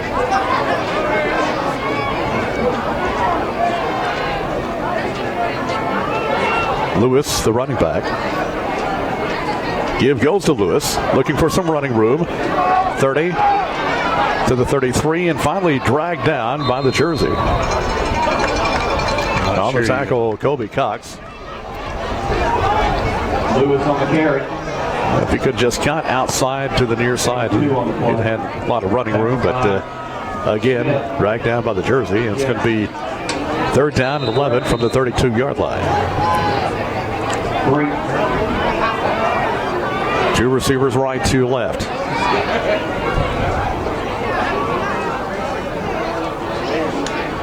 Now Wilkinson in the shotgun, looking at a blitz. Takes the snap, drops back to throw. Looking, now running, in trouble. And he'll be sacked way back at the 20-yard line. If any patterns last about more than 2 or 3 seconds, he's going to have to get rid of it. So, well, not what Warren County had in mind for their opening possession of the second half. So they'll have to play some defense. Yeah, that was a big sack there. Reynolds into punt. Wouldn't be surprised if they came after this one. Didn't look like they're going to, though. That was a 13-yard loss. Better snap this time, a line drive punt. This will be taken at the 48-yard line, and he'll be upended. Nice open field tackle by Ricky King at the 48-yard line of the Pioneers. On the return, that was Dylan Wyatt. They're bragging on Warren County the first half, and as we said, they come out to start the second half of the first drive of a minus 15 yards total offense. So, the first and 10 Jets at the Pioneer 47-yard line. 3 receivers to the near side, 1 to the far side. Brewer, the running back. Buckner in the shotgun, takes a snap, drops back. Looking, throwing. It's caught at the 45-yard line, gain of only a couple. I'm going to put it down to the 44. 3 yards. So a gain of 3. Second down, 7. Quickly going without a huddle. Now Buckner seeing a possible blitz. Takes the snap. He's going to run on the option. He'll get positive yardage down to about the 42-yard line. That'll bring up third down. Buckner on the carry. They'll give him the 41. And it'll be third down and 3. 2 receivers right, 2 left.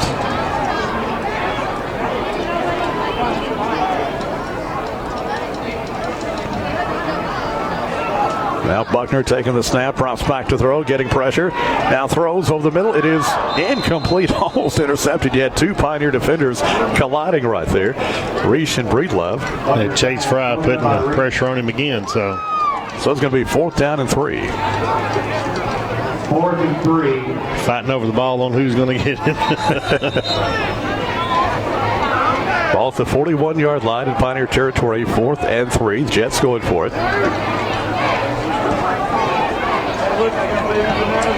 Might try a hard count to begin with. 2 receivers right, 2 left.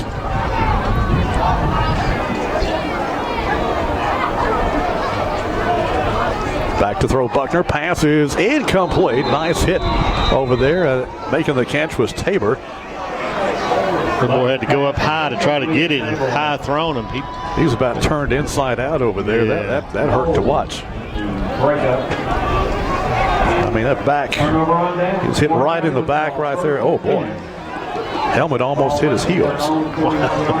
Goodness. So it's going to be 1st and 10 Pioneers as the ball goes over. Well, he was hung out to dry. Yeah, that's when you have a little talk with your quarterback when you get back to sideline. Pioneers with the ball, 1st and 10 at their own 42. Now timeout is asked for by Warren County. Timeout, Pioneers. County just hadn't seemed to get it together there. We was missing one on the field, and came out a little confused here in the second half. But a good defensive stand right there. The Pioneers have got it back. Pioneers lead 20-0. We're early in the 3rd quarter. A cold night at Nutley Stadium.